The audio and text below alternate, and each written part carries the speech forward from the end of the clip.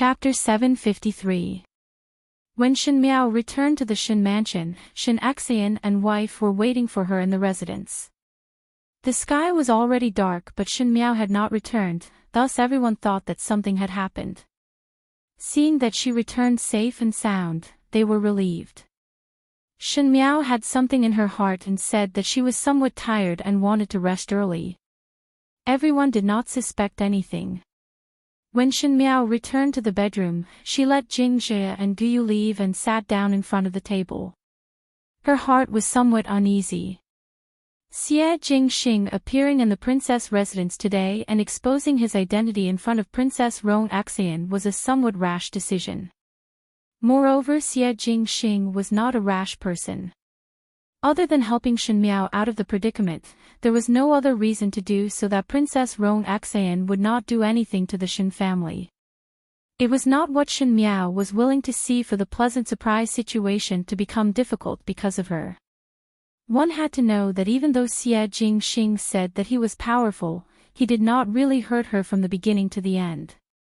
Shen Miao did not know how deep the relationship between Princess Rong Xian and Xie Jingxing was, but in the princess residence, Princess Rong Xian's reaction after confirming Xie Jingxing's identity was indeed chilling. Xie Jingxing did not say anything and looked indifferent as if he did not care about it at all, but Shen Miao knew how much damage one would get from one's close ones. Just like how Fu Xiuyi treated her in the past lifetime and how the second and third household of the Shen family treated her, it was because of how cold they were when they shed all pretense of cordiality and how much they ridiculed each other when they were warm and affectionate. If it was Xie Ding's disregard or harm, Xie Jingxing could not care, but Princess Rong Xian might not. After all, Xie Jingxing's first tiger head bracelet was given to Princess Rong Xian. After all, when he returned to the Ding capital 2 years later and knew that Princess Rong Xian had a heart illness again, he would immediately send people to search for the medicine. After all, there was some friendship in it. Shen Miao stood up with some irritation and walked to the window. She opened the window and looked out. The sky outside the window seemed to be splashed with ink, and the Ding capital in the winter night revealed a bleak and desolate feeling. She thought for a while before turning around to return to the room and took out a thick crimson fur cloak from the box to cover her body. He tied the rope in front of his cloak tightly before walking to the window and calling out softly, "Song Yang." A black shadow fell down from the tree and stood straight in front of Shen Miao and said respectfully, "What instructions does young Furen have?" Shen Miao was now unable to hear Song Yang's address. She hesitated for a moment before saying, "Bring me to see Xie Jingxing." Song Yang opened his mouth wide and sucked in a breath of cold air.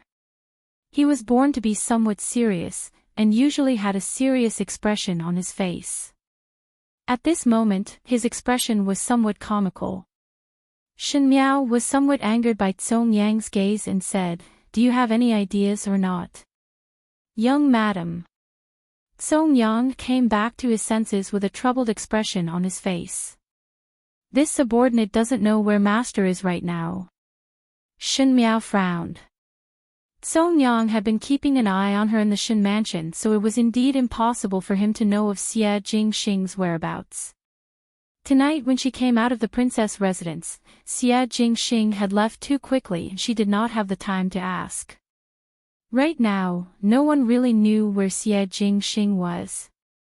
But one did not know why. She felt that Xie Jingxing should be in the residence of Prince Rui at this moment.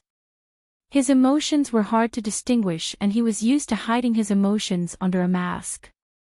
Thus Shen Miao felt that if Xie Jingxing was frustrated, he would be alone.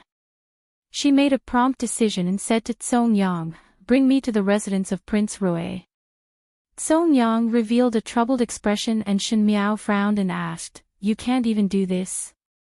Song Yang quickly explained, "This subordinate can naturally do it alone. But bringing along young Furen would not be able to do it." Chapter 754.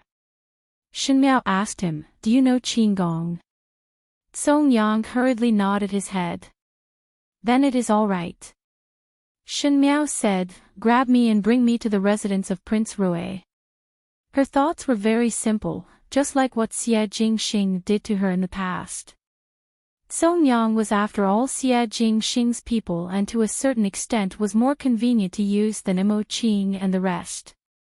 The most important thing was that she did not want Xie Jingxing's identity to be known by more people, as it would be more dangerous for one person to know about it, even if it was a person that one trusted, because there was no telling when one would be used by others. When her words were spoken, Song Yang shook his head repeatedly and there was even some fear in his eyes. "Cannot." "What is it now?" Shen Miao's patience was about to run out.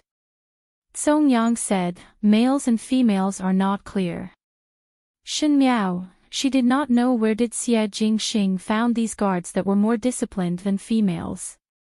But no matter what Shen Miao said, Song Yang was not willing to bring her to the residence of Prince Rui. Shen Miao was also in a difficult situation. If she did not allow Song Yang to use his qin gong, she would have to walk out of the Shen residence's doors. The Shen residence's doors were guarded by Shen Xian soldiers and it was impossible not to alarm them. To leave in the middle of the night, one feared that before she could even leave the doors, everyone in the family would wake up in 2s and 3s. At that time, she would not be able to explain at all. Shen Miao had a terrible headache. She looked at the wall outside the courtyard and suddenly a light bulb went off in her mind. When Xie Jingxing just moved to Yanqing Lane, because he was not short of money to spend, he simply bought all the neighboring residences between the residence of Prince Rui and the Shen Mansion, and even glorified it as neighbors. Looking at it this way, it could be said that the residence of Prince Rui was neighbors to the Shen Mansion. It was just that the room that Xie Jingxing stayed in was a little far away. Since it was a neighbor's residence. Shen Miao's gaze landed on the high wall in the courtyard. She said, "Climb over the wall." Song Yang looked at her blankly, as if he did not believe his own ears. He was ordered to protect Shen Miao's safety and had been watching Shen Miao's every move in the Shen Mansion, so naturally he knew what kind of person Shen Miao was. Shen Miao was dignified and calm, abided by the rules, and was able to endure loneliness at such a young age. She looked like a noble that came from a faraway land. In short, even some of her small actions showed that she had a good upbringing. Song Yang often sighed in his heart that this young madam was different from others. She was born to be extremely noble. Who knew that at this moment, he would hear that this noble young madam wanted to climb over the wall. Song Yang thought that there was something wrong with his ears. Shen Miao glared at him and said without anger, "Are you unable to hear my words?" "Yes, yes, yes." Song Yang stood up straight and did not dare to look at Shen Miao's expression. The following days were enough to make Song Yang feel pain. Previously, he thought that Shen Miao wanted to climb over the wall herself, but the wall that Shen Miao mentioned was to stack things on both sides of the wall to form a staircase. Shen Miao then walked from one side of the wall to the other side. In the middle of the night, Song Yang only went to steal the haystacks that the rich people left to fertilize, but the problem was that there were more than 10 courtyards between the residence of Prince Rui and the Shen Mansion. There were walls between each courtyard and Song Yang was so busy that he was sweating all over even on such a cold day. Seeing Shen Miao arrogantly walking past one wall after another, as if she was not walking on the wall but the high steps of the imperial palace, he sighed and at the same time complained incessantly about his fate. If it was not that he was afraid of tarnishing young madam's body and provoking master's dissatisfaction, Song Yang would not need to put in so much effort. One had to know that his qinggong was not bad and it was more than enough to fly with a person, so why would he need to run around now? Previously when Master transferred him out from Mou's army, his colleagues were all envious of his good luck, but did not know that this good job was to be a coolie for others and was even worse than a manservant. Song Yang silently cried in his heart. Chapter 755. When Shen Miao flipped over the last wall and arrived at the residence of Prince Rui, Song Yang was so tired that he did not want to speak. Because they entered from the direction of the inner courtyard and did not walk through the main entrance, there was not a single guard in the huge residence of Prince Rui. Song Yang also revealed a puzzled expression. Obviously it was not that undisciplined in the past. Shen Miao was still looking at the layout of the residence of Prince Rui. It was indeed as magnificent as the rumors said. It was just a temporary place to stay, and it was actually so meticulously renovated. She did not know how extraordinary the real Great Liang's imperial palace would be. Just as she was thinking, there was an additional black-clad middle-aged male in front of her. Tai Yi. Song Yang shouted and immediately asked, "Where are the others?" The guard called Tai Yi was surprised for a moment when he saw Shen Miao and cupped his hands towards her. "Is there an important matter for young Lady Shen to visit?" Shen Miao looked at the other person's appearance and seemed to know her. Seeing that Song Yang was greeting him, she guessed that he was Xie Jingxing's people and said, "I am looking for Prince Rui and have some words to say." Tai Yi seemed to know that she would say that and nodded his head. "Master is in the inner courtyard. Follow me." When Ming Qi's winter was cold, no one was willing to walk around outside. If it was at night, there would be no one on the streets. Even the birds, cats and dogs would curl up in their warm nests and were not willing to move at all. The water in the pond had already frozen. The thick ice had completely covered the scenery inside. The entire garden was filled with lotuses and koi swimming in the wind, but it was a vast expanse of whiteness. It seemed that no matter how good the day was, there would be a moment when it would pass, just like how the flowers that bloomed in spring would one day wither. The purple-clad youth was lazily sleeping on the tree with his hand supporting his head. He did not take off the mask on his face, and there was a lantern hanging on the tree. Under the faint halo, his expression could not be said to be desolate nor happy, but there was some slight loneliness. Like the wind passing through the trees, it was light, but also cold. Quiet and silent. Under the tree, the white tiger lay down. From time to time, it would use its claws to scratch the tree trunk. Occasionally, it would use its mouth to bite the icicles that had fallen on the ground. The crunching sounds of its bite could be heard clearly in the night. When Shen Miao came in, this was the scene that entered her eyes. The youth and the white tiger were sleeping, but it made her think of herself in her previous lifetime. Walking through the imperial garden in the middle of the night in the palace, her eyes seemed to be filled with the laughter of Fu Xiaoyi and Mei Furen in the day. It was somewhat bitter as she walked endlessly. When the white tiger suddenly saw that someone was coming, it immediately stood up and looked at her warily with its body arched. It let out a low warning howl, but because it was too small, it didn't seem threatening at all. The sound it made was also hulu hulu, which was quite cute. "Shoo, jiao jiao." Xie Jingxing said, "Be quiet." Shen Miao, she walked under the tree and raised her head to look at the person sleeping in the thicket. "Who are you calling?" Xie Jing's actions paused and suddenly lowered his head. When he saw Shen Miao, he was surprised and asked, "Why are you here?"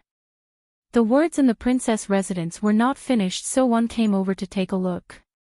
Xie Jingxing swept a glance at her and did not come down from the tree. Instead he laughed softly. "You came because you are concerned about me. What you think is your business." Shen Miao answered. "Could it be that you think that I will be sad?" Xie Jingxing seemed to have heard a joke and his expression became more interesting, really naive. "It is best that there is none." Shen Miao did not care about his somewhat mocking words and spoke calmly. Xie Jingxing stared at the sky and lazily waved his hands. "You go back. I am fine." Chapter 756. Shen Miao did not go back. That white tiger on the ground seemed to have sensed that Shin Miao did not have any ill intentions, and moreover its master did not show any hostility, so it gradually relaxed its vigilance and snuggled up to Shin Miao's feet, making hulu hoot sounds. Shin Miao quietly looked at the youth on the tree. After a long while, she asked, "Xie Jingxing, do you want to destroy Ming Qi?" The air quietened down in a moment, and there seemed to be a small, lingering light that leaked out from the lantern. The dim light and the branches covered the youth's expression, and even if one could see it, one could not see his expression clearly with the mask. One could only see a corner of the gorgeous purple robe hanging down, and the golden embroidered pattern was shining brightly under the light. Those silk threads crisscrossed, but vaguely outlined a picture of an auspicious beast. It seemed to be a dragon. The silence was frightening as he did not answer. The white tiger whimpered softly before turning and running back into the bushes. Shin Miao leaned against the tree and lightly said, "If at the end you only want to destroy Ming Qi, then everyone in the middle can be chosen. Different paths do not work together. Some people are very good but are destined to not be on the same path. If one is not on the same path, then who cares what he does?" Xie Jingxing laughed and his voice was heard from above. "Are you comforting me?" "No. I am comforting myself," Shin Miao answered. She could understand Xie Jingxing as she and Xie Jingxing were somewhat different. Xie Jingxing was a man and moreover he was more decisive in killing. One believed that after tonight, she would still be that victorious Prince Rui. Nothing would be difficult for him and nothing would be able to stop his footsteps. He was like a lion and was an extremely powerful existence.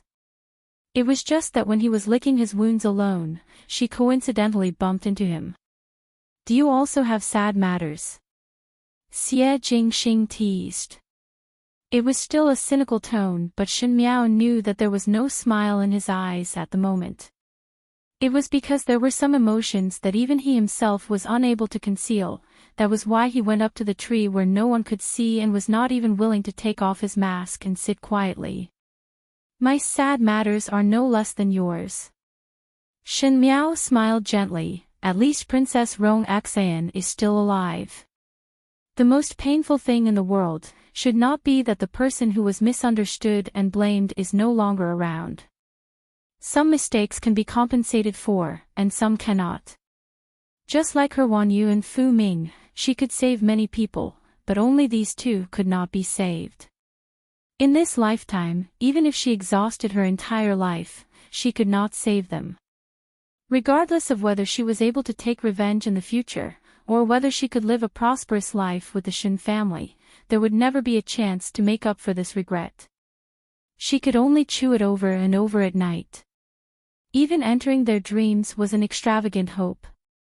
You also know that this day will come sooner or later, so why worry so much? Doing one's best and knowing heaven's will, one have done one's utmost benevolence and duty. No matter how excessive the rest are, it is only fate that has reached the end. Shin Miao said, "No one is to walk the same path with anyone for a lifetime. For example, my marriage. Fu Xiaoyi and I are not on the same path, the Crown Prince is not on the same path as me, Wang Fu Hao is not, Feng Zixian is not, Luo Ling is not and Pei Lang is not." Fu Xiaoyi and the Crown Prince were part of the Fu family, so naturally they were enemies and it was impossible for them to be together with Shin Miao. Huang Fu Hao had ulterior motives and Feng Zixian grew up with the wind and current. The flowers that were raised in the greenhouse were different from her bones. Luo Ling's character was upright, so how could he understand the dark schemes in her heart? As for Pei Lang, he had complicated entanglements. In the previous lifetime, he had also heavily added a stroke in Shin Miao's life, and this stroke made her and Pei Lang forever separated by something, making it impossible for them to treat each other honestly. Chapter 757. If you say it like this, then there is no one in this world that is with you. Xie Jingxing reminded. That is the truth. Shen Miao silently sighed in her heart. A person who climbed up from the grave and lived a second time, in some aspects, should be similar to a ghost. She had always been walking alone on the road of revenge. Then comforting me like this would give me an illusion. Xie Jingxing gently smiled, "You are with me." The wind picked up the leaves on the ground and blew across the lake. The surface of the lake was as hard as a rock and could not be moved. But one could vaguely see the spring breeze blowing across the surface of the lake, the ripples of the water, the sparkling spring water, and the beautiful scene of red flowers and green willows. Winter will pass, and spring will come. Shen Miao's voice was very light, even lighter than the night wind, as it scattered in the air. She said, "Who says it is not? If you comfort me like this, it will give me the illusion that you are on the same side as me. Who says it is not?" A shadow flashed in front of the tree and someone came down from it. The youth's back was tall and handsome. When the white tiger saw its master coming down, it immediately ran over in joy and intimately rubbed against the corner of the other's robes. "Do you think that I am the great Liang's Prince Rui or the Marquis of the residence of the Marquis of Linen?" he asked. Shen Miao leaned against the tree with her hands behind her back and looked at his back view. "Is this very important?" I also thought that it was not important. Xie Jingxing stood by the pond and his voice was calm, as if there was no fluctuation at all as he calmly narrated, "From the moment I knew my identity, someone kept reminding me that this is very important. The Marquis of Linen is weak and incompetent, indecisive and not fit to be a father. Even if the real little Marquis Xie did not die prematurely, he would still die in Madame Fang's hands. Aunt Rome treated me very well. I thought that it was important to others, but to her, my identity was not important. But now it seems that I made a big mistake." He lightly said, "To the people of the world, this question is important from the beginning to the end. There is no fluke. One thought that some feelings could break through the shackles of identity and family could be above everything, but in the end it was no less than a fierce slap on one's face. Most importantly, it should be that deep sense of disappointment." Shen Miao stared at his back and said after a long time, "It is not important to me." Xie Jingxing laughed softly.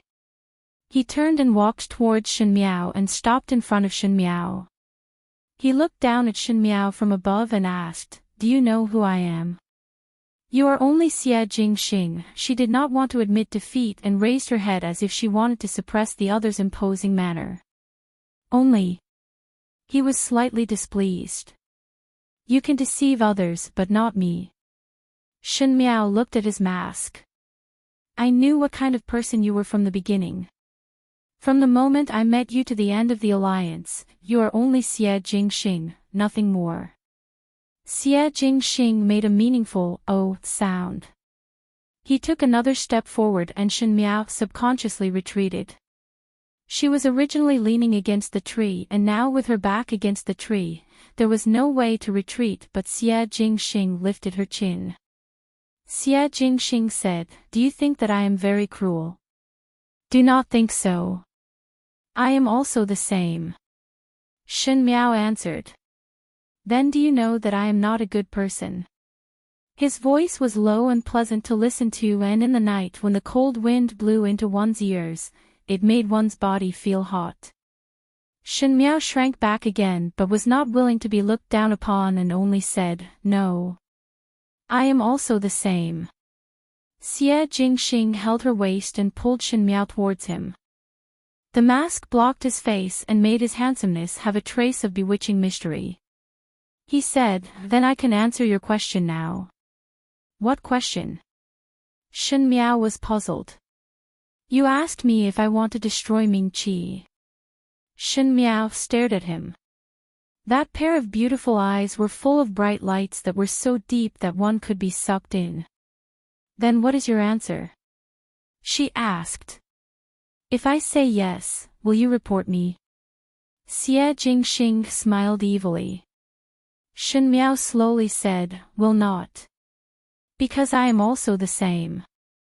Just one sentence. 3. I am also the same, but it made Xie Jingxing's gaze change. It was like a cluster of sparks blooming in the cold icy plains. One could not tell whether he was happy or angry as he only asked, "Do you know what you are saying?" Shen Miao was silent. He gritted his teeth as if he wanted to swallow Shen Miao whole. He said, "Shen Miao, do not regret it. Once you board my boat, do not leave in this lifetime." He suddenly leaned over and kissed Shen Miao. Shen Miao subconsciously wanted to dodge, but Xie Jingxing grabbed her waist and pulled her into his embrace. His cold mask touched Shen Miao's face and imprisoned Shen Miao's hands as he roughly kissed her lips. Chapter 758. 175. His kiss was hot but the silver mask was cold, as if it was carrying some kind of indescribable emotion that covered the sky and earth. The more Shen Miao struggled, the more firmly he imprisoned her. He locked her in his embrace and used a kind of vowed gesture to possess her lips. The flowers that bloomed in the winter, the butterflies that fluttered in the autumn, the ice spring in the summer and the snowflakes in the spring were all unable to describe the strangeness of this moment. There was the whistling sound of the wind beside her ears, but that beautiful youth's embrace was strong and the kiss was scorching hot, as if she was unable to escape even if she tried her entire life. When Xie Jingxing released Shen Miao almost went limp and was almost unable to breathe. In her previous life, she admired Fu Xiuyi, but from the beginning to the end, she was hot-headed. On Fu Xiuyi's wedding day, the bridal chamber was just a perfunctory gesture. She had never been so intimate with a male before. Feeling that she had lost her composure, Shen Miao flew into a rage out of humiliation and glared at Xie Jingxing as he supported her to prevent her from falling. But she did not know that she had just been kissed. Her pair of eyes were so moist that they were almost overflowing with water. Her face was flushed red and her red lips were like flower petals, but it made one want to love her even more. Xie Jingxing moved his gaze away to hide it. Other than feeling embarrassed and angry, Shen Miao was also at a loss. In all fairness, she had more or less expected it to be like this. As for why she did not stop it or let it develop, it was because she followed her heart and made a subconscious reaction. Shen Miao did not want to delve into the reason. "Tell me about your marriage." Xie Jingxing resumed his cynical tone and said, "What are your plans now?" Shen Miao looked at him inexplicably. "What plans?" Xie Jingxing narrowed his eyes at her and his tone was somewhat dangerous. "The crown prince, Luo Ling, Feng Zixian, Su Ming Feng, Pei Lang. Who do you want to marry?" Shen Miao frowned and pretended to think seriously. Xie Jingxing's eyes narrowed and said in an unfriendly tone, "You really want to marry someone else?" "Why can't I want to marry someone else? Kissed me, touched me, and dared to wear a green hat on me. Shen Miao, your courage is not small." Shen Miao smiled gently. "Could it be that you want me to marry you? You are finally smart for once." Xie Jingxing leisurely said. Shen Miao was surprised for a moment. It was not that she did not think about the relationship between her and Xie Jingxing. The two of them said that they were allies, but in the end, their relationship was even more ambiguous than that. When it comes to the matters between men and women, even if you haven't eaten pork, you've seen pigs run. Shen Miao was also aware of some things from the same heartbeats in those nights. But this did not mean that Xie Jingxing could marry her. Xie Jingxing was Prince Rui of the Great Liang and she was the daughter of the Ming Qi's general. Not to mention if Ming Qi's side would agree, one feared that it would not be easy to explain to Emperor Yonglu. Especially looking at the current situation, Xie Jingxing seemed to have a very high position in the Great Liang. The more power he grasped, it meant that Emperor Yonglu valued Xie Jingxing more. A courtier who was valued by the emperor had many things that were beyond his control, including his own marriage.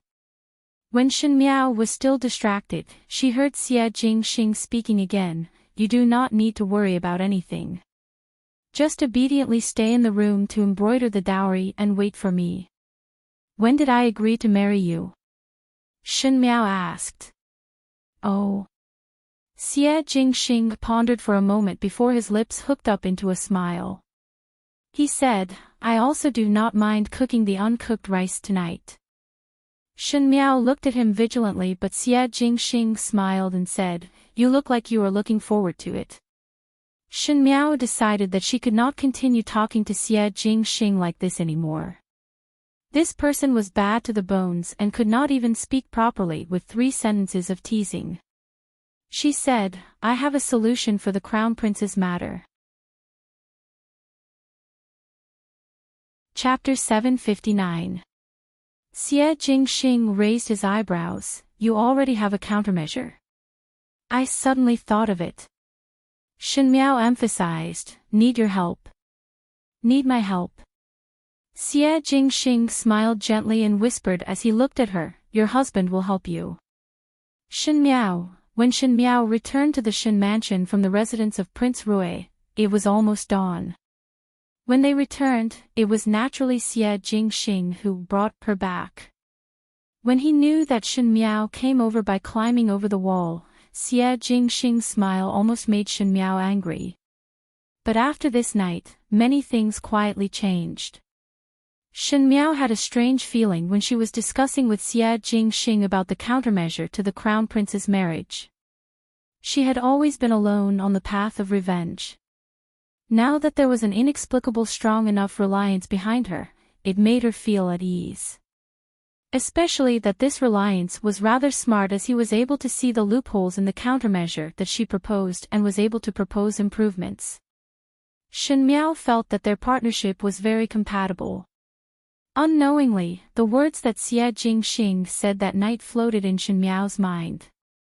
To let her embroider the dowry obediently. Xie Jingxing was a person who looked indifferent on certain matters, but Princess Rong Xian's words were right. He knew what he wanted and what he did not want from the start. Shen Miao was also not clear how much of Xie Jingxing's words were true. But on the matter of Shen Miao's marriage, Xie Jingxing displayed an absolute strength and overbearingness that made others have no room to refute. Shen Miao sighed. The road ahead was long and the muddy waters of Ming Qi had not been cleared, thus it was too extravagant to mention about feelings. If Xie Jingxing really had that ability and dared to marry the daughter of another country's general, then there was nothing that she would not dare to marry. Because Shen Miao reached out and touched her heart. One did not know if there would be another person in this world who could make her heart beat again. Her lips were tingling as if there was still a residual heat that made her lower her head. Undeniable duplicity and unsuppressible heartbeat. The young man was handsome and beautiful. He was decisive, wise, and calm in killing. It was difficult to not be tempted. In the residence of Prince Ding, it was brightly lit that night. When Fu Xiuyi found out that the marriage between Shen Miao and the Crown Prince was suppressed, it was because of Prince Rui's unintentional words. That night, all the advisors were called to the residence of Prince Ding to discuss the matter from beginning to end. I had previously guessed that the relationship between Shen Miao and Prince Rui was not that simple. Now testing it on the Crown Prince, indeed the horse's feet were exposed. Fu Xiuyi sneered, once Shen Miao makes a move, Prince Rui would not be able to sit still. Pei Lang stood below with his head lowered and did not say a word. These days, Fu Xiuyi had changed his previous regard for him and no longer asked for his opinion on many matters. The contrast was too big and naturally fell into the eyes of the other advisors. They thought that Pei Lang had offended Fu Xiuyi and were rejoicing in his misfortune, but Pei Lang knew that for such an intelligent person like Fu Xiuyi to inexplicably give him the cold shoulder, he must have found some clues. Perhaps his relationship with Shen Miao had already been detected by Fu Xiuyi. Although he was burning with anxiety, Pei Lang could not show it at all.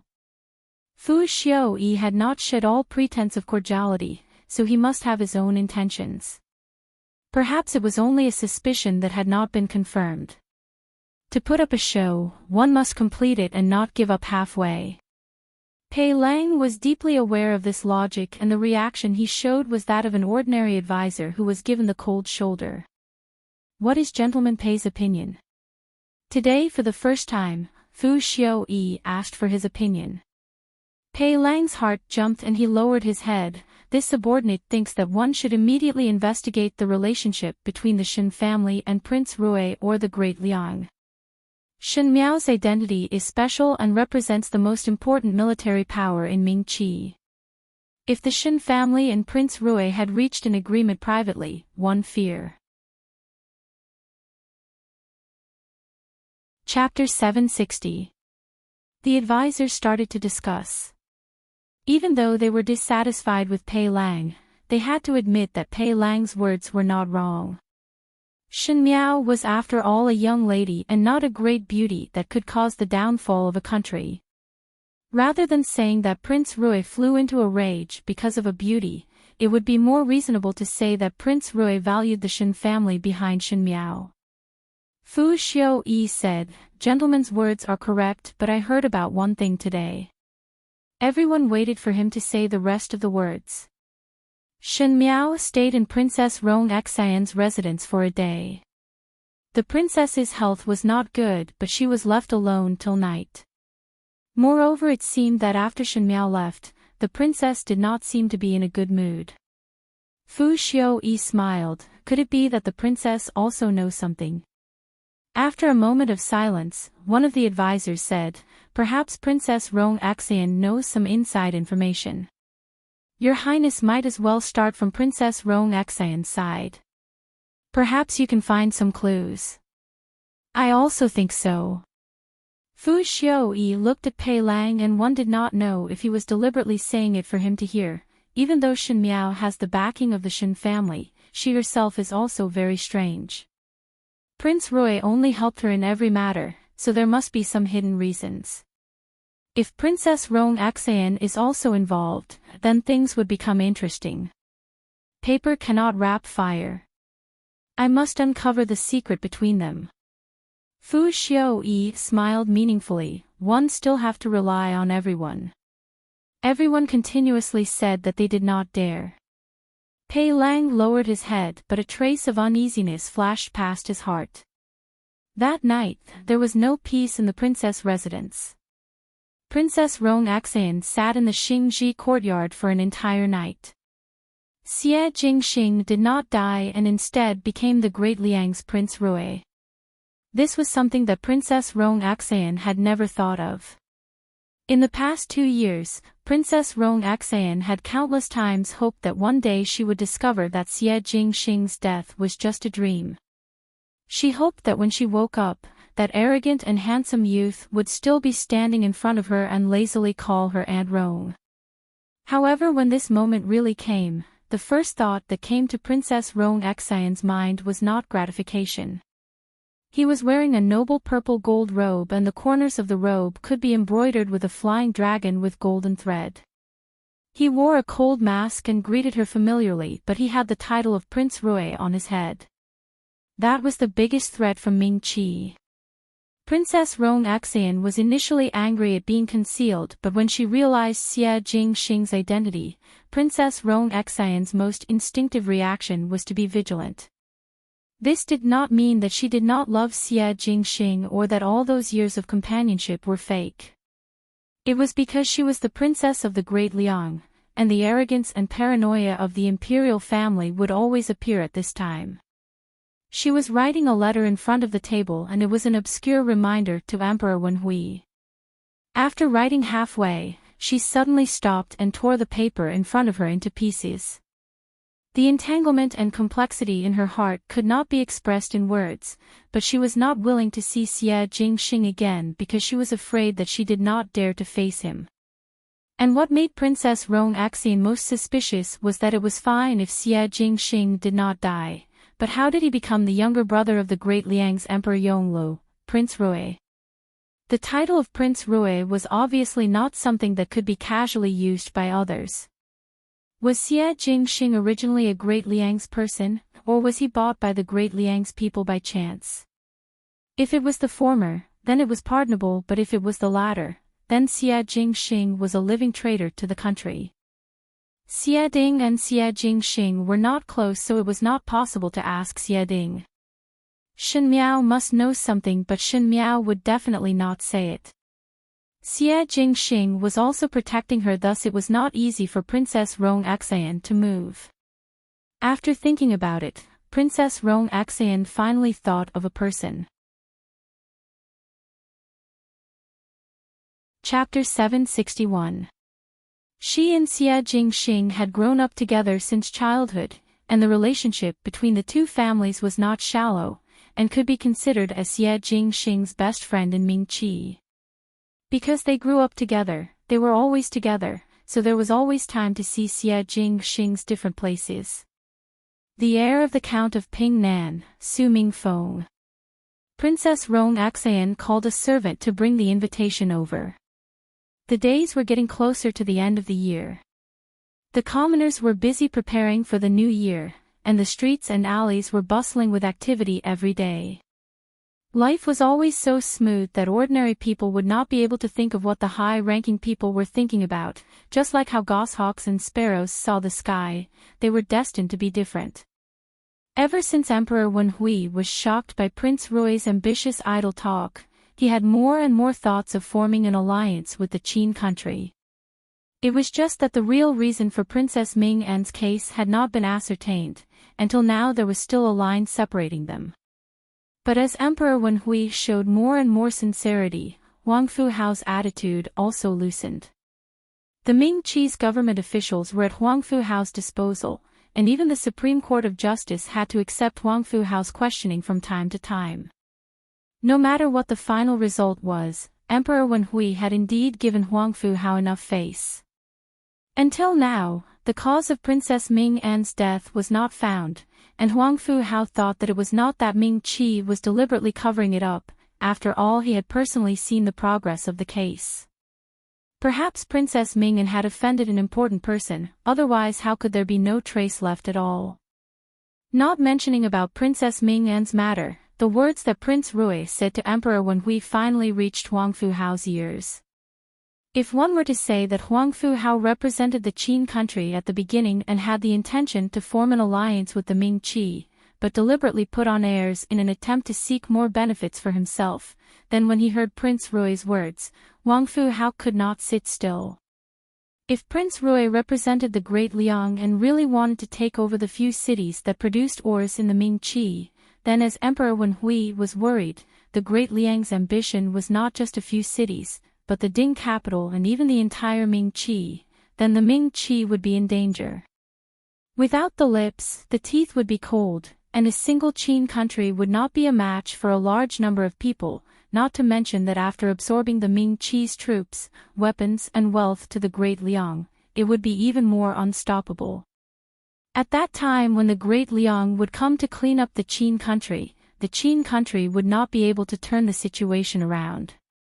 The purpose of the alliance between the Qin country and Ming Qi was only to contain the Great Liang. Wang Fuhao passed the news back to the Qin country. Even though the Qin emperor was angry that he had lost a princess in Ming Qi, but a princess was insignificant compared to the entire Qin country. The Qin emperor only let Wang Fuhao temporarily suppress the matter of Princess Ming'an, and must form an alliance with the Ming Qi. After Wang Fuhao received the news from the Qin country's emperor, he ran to the Ming Qi's palace more frequently these days. One had the intention to form an alliance and the other was worried that he did not have any helpers. They hit it off and on the surface they were happy and harmonious, thus the relationship between Emperor Wenhui and Wang Fuhao was much closer. Emperor Wenhui had the intention to support the crown prince and previously wanted to marry Shen Miao to the crown prince, but who knew that he would suddenly peek at the Great Liang's ambition and did not dare to take action against the Shen family. Now that Wang Fuhao had come over, it was just right for Wang Fuhao to interact with the crown prince more and let Wang Fuhao owe the crown prince a favor. Everything in this world was naturally linked in countless ways. Relationships that usually seemed to have nothing to do with each other were intertwined with each other through all sorts of intertwining and weaving. Intelligent people were good at finding places that they could use in these relationships, but if an ordinary person was not careful, they would be lost in all sorts of intertwining. In the residence of the Minister of Land, Shin Dongling was drinking tea. Good quality yi, grew on the dangerous peaks of the southern country, and a small pinch was worth a few hundred taels of silver. Her posture while sipping tea was graceful and cozy. She was wearing a cotton jacket embroidered with Jiangnan embroidery. She was also very pretty and delicate. At first glance, one could tell that she was a charming young married woman who lived like a prince. Chapter 762. But who would have thought that not long ago, she was still an unknown Shu daughter in the Shin residence. She did not leave the courtyard all year round and the servants did not recognize that she was a young lady of the Shin residence. Not to mention that when Ren Wanyun was the head of the household, there was not a single sight of meat or oil in the meals for 10 days to half a month. The past and present were like the difference between clouds and mud. People walk towards higher places while water flows downwards. Even though this residence of the Minister of Land was not as powerful as other official families, it was considered to be overflowing with wealth. There had never been anyone who relied on the salary of the imperial court to live. Before marrying into the residence of the Minister of Land, Shin Dongling had always thought that the Wang family followed Prince Zhou, but after that she found out that the real master of the Wang family was the Crown Prince. As a Minister of Land, the family actually had such a rich family property. It was because the Wang family had some dealings with the salt smugglers, and the money naturally flowed into the residence of the Crown Prince. But even if the goose's feathers were plucked, the little bit of goose's feathers that were deducted was enough for the family to spend money in the Ding capital. There was no need to think too much, as one had to know that the salt smugglers were a profitable business with little capital. If one were to say that the matter of money was already Shin Dongling's surprise, then Wang Bai himself made Shin Dongling extremely satisfied. Wang Bai looked honest but was actually shrewd and could be considered as one of the great generals under the Crown Prince. In the beginning Shin Yu looked down on Wang Bai, but did not know that it was because she had eyes but could not see. Shin Dongling was born pretty and her temperament was even softer. The most important thing was that she would always give some suggestions on Wang Bai's matters. But she never interfered excessively and cautiously kept a distance. The more it was like this, the better Wang Bai treated her. To marry a wife, one must marry a virtuous one, especially when this wife was not only virtuous and intelligent, but also charming and considerate, which was even more valuable. Wang Bai had always been glad that Shin Dongling and Shin Yu exchanged marriage at that time. In the Minister of Land's family, Wang Bai was the only son and Wang Bai was also very capable, thus Wang Bai was the one in charge of the Wang family. Naturally, Shin Dongling became the matriarch of the Wang family. The servants all respected her and if Ren Wanyun was still alive, she would be so angry that she would fall down. That Shu daughter that she regarded as an aunt was now living a more comfortable life than Ren Wanyun, and Wan Yinyang naturally rose with the tide and lived a wealthy life. It was the same today. Wang Bai returned from outside and handed the pastries in his hands to the servant girl. I passed by Guangfu Zhai and bought your favorite cloud cake on the way. Thank you, my husband. Shin Dongling poured tea for him with a smile. Her every move revealed a soft and boneless feeling. Most likely it was because she was the daughter of Wan Yinyang that she had some special amorous feelings in her bones.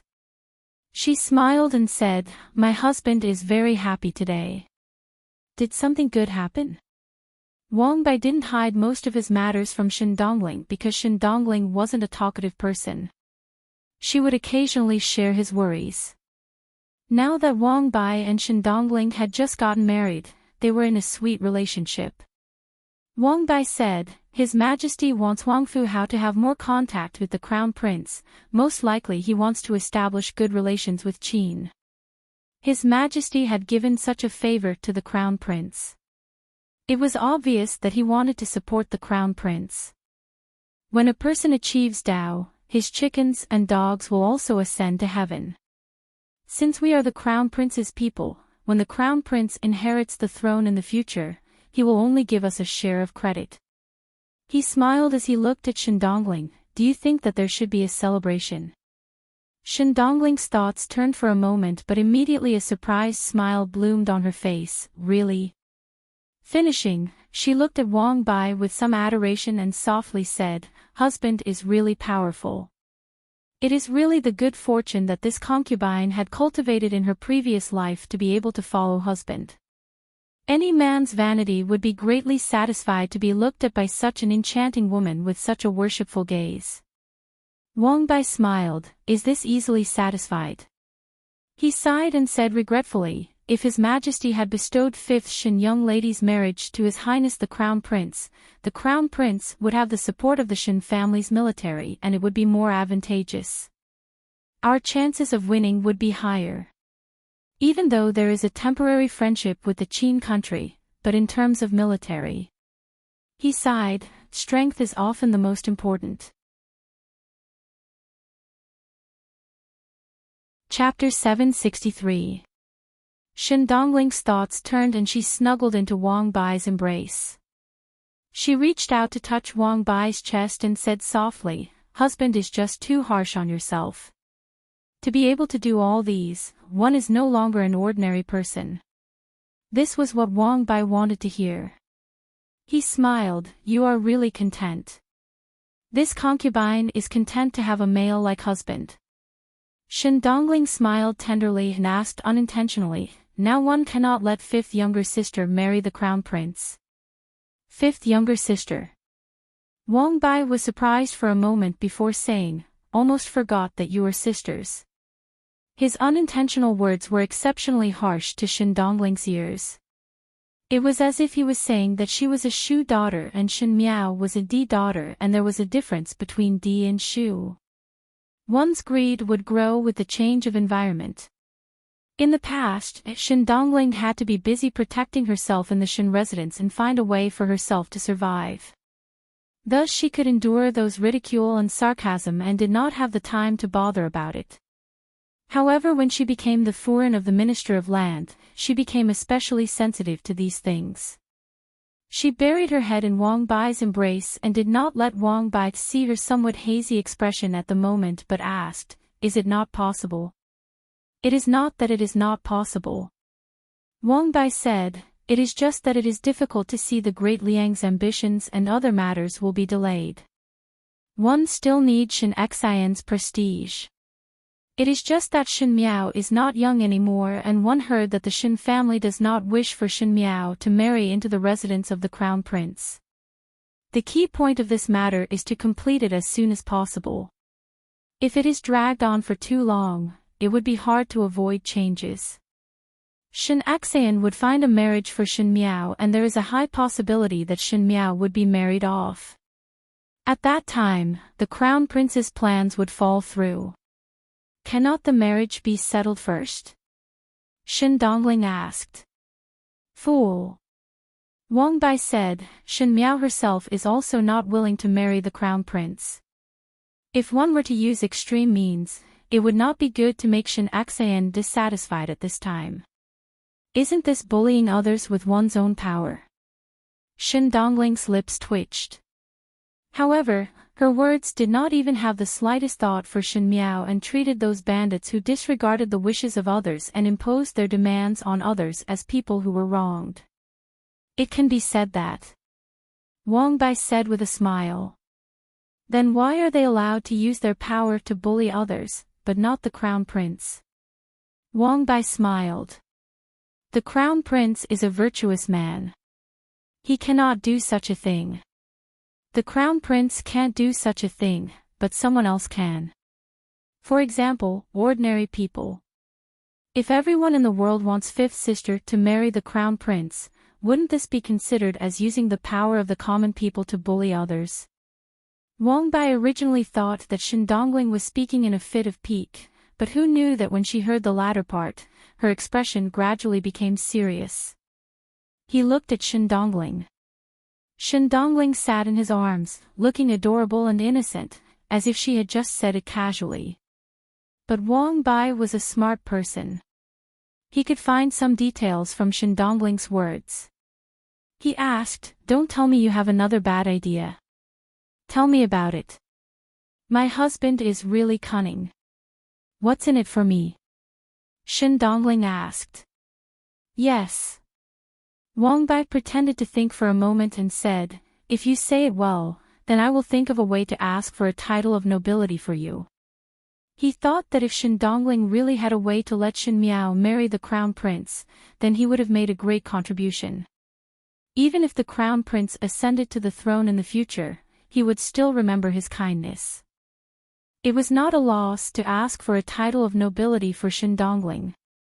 When Shen Dongling heard it, a trace of satisfaction flashed in her eyes. She said, "I am not doing it for the title of a foreign, but for you, my husband. Whatever my husband wants to do, this concubine will naturally support it. If my husband wants to assist the future ruler, then this concubine, can only show her incompetence." She said wittily, which made Wang Bai's heart happy. Actually, this method is very simple. As long as the crown prince of the Qin country cooperates, it will be fine. She said. Chapter 764. This method is very simple. As long as the crown prince of the Qin kingdom cooperates, it will be fine. Shen Dongling said. When Wang Bai heard this, he asked, "What do you mean?"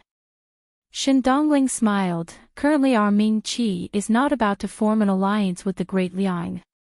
According to my husband's words, the Qin state must be happy to form an alliance with us. What if the condition of the Qin kingdom's alliance is to marry the fifth sister? That's naturally not possible. Even if His Majesty had no choice but to agree for the sake of the commoners, General Shen would not agree to marry fifth Shen young lady far away." Wang Bai was very clear that everyone in the entire Ding capital knew that Shen Xian doted on his daughter Shen Miao. It was already impossible for her to marry out of the country, not to mention to a faraway place like the Qin state. Not even once in a few years. Shen Dongling smiled. It is precisely this logic, but if this news were to spread out and the commoners of Ming Qi know of this matter, they would definitely request General Shen to marry fifth younger sister over. After all, Huang Fu Hao was the crown prince of the Qin kingdom, and his looks were not bad. It would not be a loss for fifth sister to marry him. If eldest Bo did not agree and the Qin country would not form an alliance with Ming Qi, perhaps the Great Liang would take advantage of the loophole and the Ming Qi would be in danger. 1/5 sister in exchange for the safety of the common people. Regardless of whether it's worth it in eldest uncle's eyes, it's worth it in the eyes of the common people. Wang Bai fell into deep thought. Shen Dongling continued. Everyone knows that my first uncle puts the righteousness of the world above his own life. Now, he is being threatened by the common people. He can risk his life against the government, but he cannot disregard the wishes of the common people. Even His Majesty cannot act recklessly. He has to consider the wishes of the people. Not to mention my uncle. On one hand, eldest uncle did not want the Great Liang to have an opportunity to take advantage of. On the other hand, he would definitely not allow fifth younger sister to marry far away. But who could stop Huang Fu Hao? Even if they did, they might not dare to do so. At this time, as long as His Royal Highness the Crown Prince comes forward and says that fifth younger sister has already been selected by the Crown Prince's residence, everything will be easily solved. This. Wang Bai was a little hesitant. Shen Dongling continued to smile and said, Huang Fu Hao cannot ignore the Crown Prince's face. Moreover, there were indeed rumors of this matter a few days ago. Huang Fu Hao only needed to ask around and he would be able to find out. Compared to marrying Huang Fu Hao and living far away in Qin, first uncle was naturally more willing for fifth younger sister to marry into the crown prince's residence, where he could look after her from time to time. The crown prince stepped forward bravely at this critical juncture. Eldest uncle will be grateful for the crown prince's kindness. Wang Bai's eyes lit up. He was astute to begin with, so he naturally discerned the merits of Shen Dongling's method, and he fell into deep contemplation. Shen Dongling did not finish her words. She wrapped one arm around Wang Bai's neck and said, "But this play naturally needs Huang Fu Hao and His Highness the Crown Prince to cooperate. Your Highness the Crown Prince can give Huang Fu Hao some benefits, and Huang Fu Hao will get it. Let's put on a show together, and let nature take its course." Wang Bai hugged Shen Dongling tightly and kissed her on the cheek. "I never thought that I would marry a think tank." Shen Dongling lowered her head in shame. "Don't tease me, my husband. I just thought of it suddenly. There must be many inappropriate parts, but my husband will definitely think of a way to make up for it. It is already not easy for you to think of all these." The more Wang Bai looked at Shen Dongling, the happier he felt. "This time you have helped me a lot. Rest assured, when the matter is completed, I will definitely mention your contribution in front of the Crown Prince, and let our linger to be awe-inspiring." Shen Dongling's heart was filled with disdain. When a man established a career, what they were most afraid of was that the credit would be shared by others, not to mention that she was a female. It would be strange if Wang Bai would mention her contribution, and it was just flowery words at this moment. Chapter 765. However, understanding was one thing, but Shen Dongling still pushed Wang Bai away and said anxiously, "My husband, please don't mention that this was concubine's idea. Who would scheme against his own sister for no reason? If it wasn't for helping my husband solve his problems today, I wouldn't have ended up like this. If these words were to spread, how would I be able to face others in the future?" Wang Bai was just casually saying it, and if Shen Dongling were to accept it, he would feel that she was too greedy for credit, but at this moment Shen Dongling's flustered rejection made him feel extremely satisfied. The more he looked at Shen Dongling, the more adorable she was, and the more glad he was that Shen Dongling and Shen Yu had exchanged marriage. He said, "Fine, fine, fine, I won't say any more." But this was not a bad thing. Marrying the Crown Prince, and in the future when the Crown Prince ascends to the throne, fifth Shen young lady would be the noble consort, and in the future she would thank you. This is a good thing that you can't get even if you beg for it. Shen Dongling smiled and said, "This concubine thinks so too." But in her heart she knew that Shen Miao was not a person who coveted power, and the Shen family had already regarded Shen Miao as the pearl in their palms, so those riches and honor were not important to her.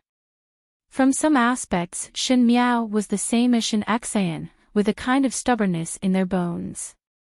For others, marrying the Crown Prince was a good thing. Even if they didn't want it before, they would be satisfied after a few days. But Shen Miao was different. If she took a wrong step, she could kill herself. Even if he didn't show it on the surface, he definitely wouldn't feel good in his heart.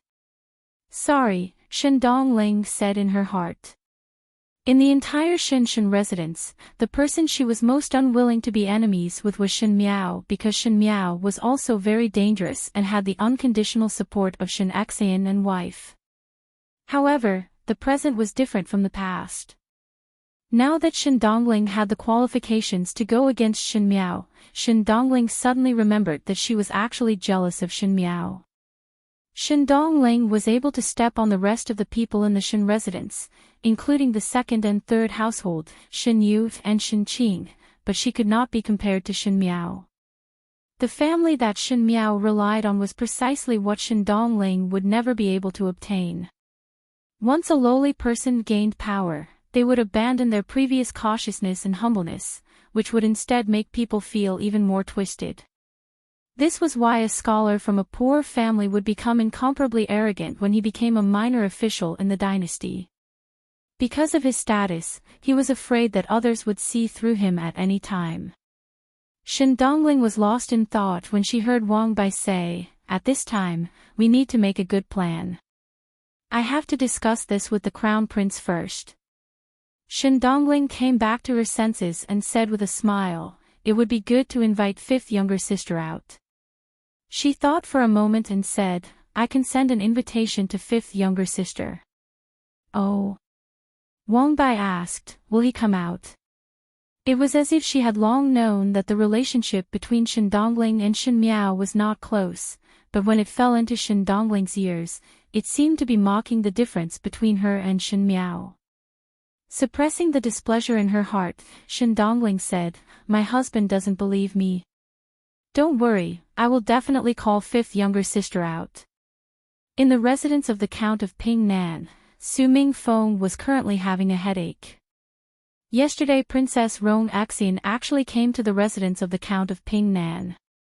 Princess Rong Axian had not gone out for a long time and lived in seclusion, so no one paid attention to her. Moreover, she was in disguise, so Su Mingfeng almost did not recognize her. For Princess Rong Axian to lower herself to come to the residence of the Count of Pingnan, there must be a very important matter. Princess Rong Axian let the servants directly inform Su Mingfeng, indicating that this matter had nothing to do with Su Yu and was specially here for him. Even though Su Mingfeng was puzzled, he did not dare to neglect and welcomed Princess Rong Axian in, thinking that Princess Rong Axian wanted to instruct him to do something. Who knew that Princess Rong Axian was not here to instruct people but to inquire about information? Chapter 766. And the news that she inquired about also made Su Mingfeng surprised. The news that Princess Rong Axian inquired about was about Xie Jingxing. Xie Jingxing died 2 years ago in the battlefield of the northern Jiang. Because everyone in the Ding capital knew that Xie Jingxing and Princess Rong Axian had a very good relationship, so after Xie Jingxing died, Princess Rong Axian fell into a serious illness.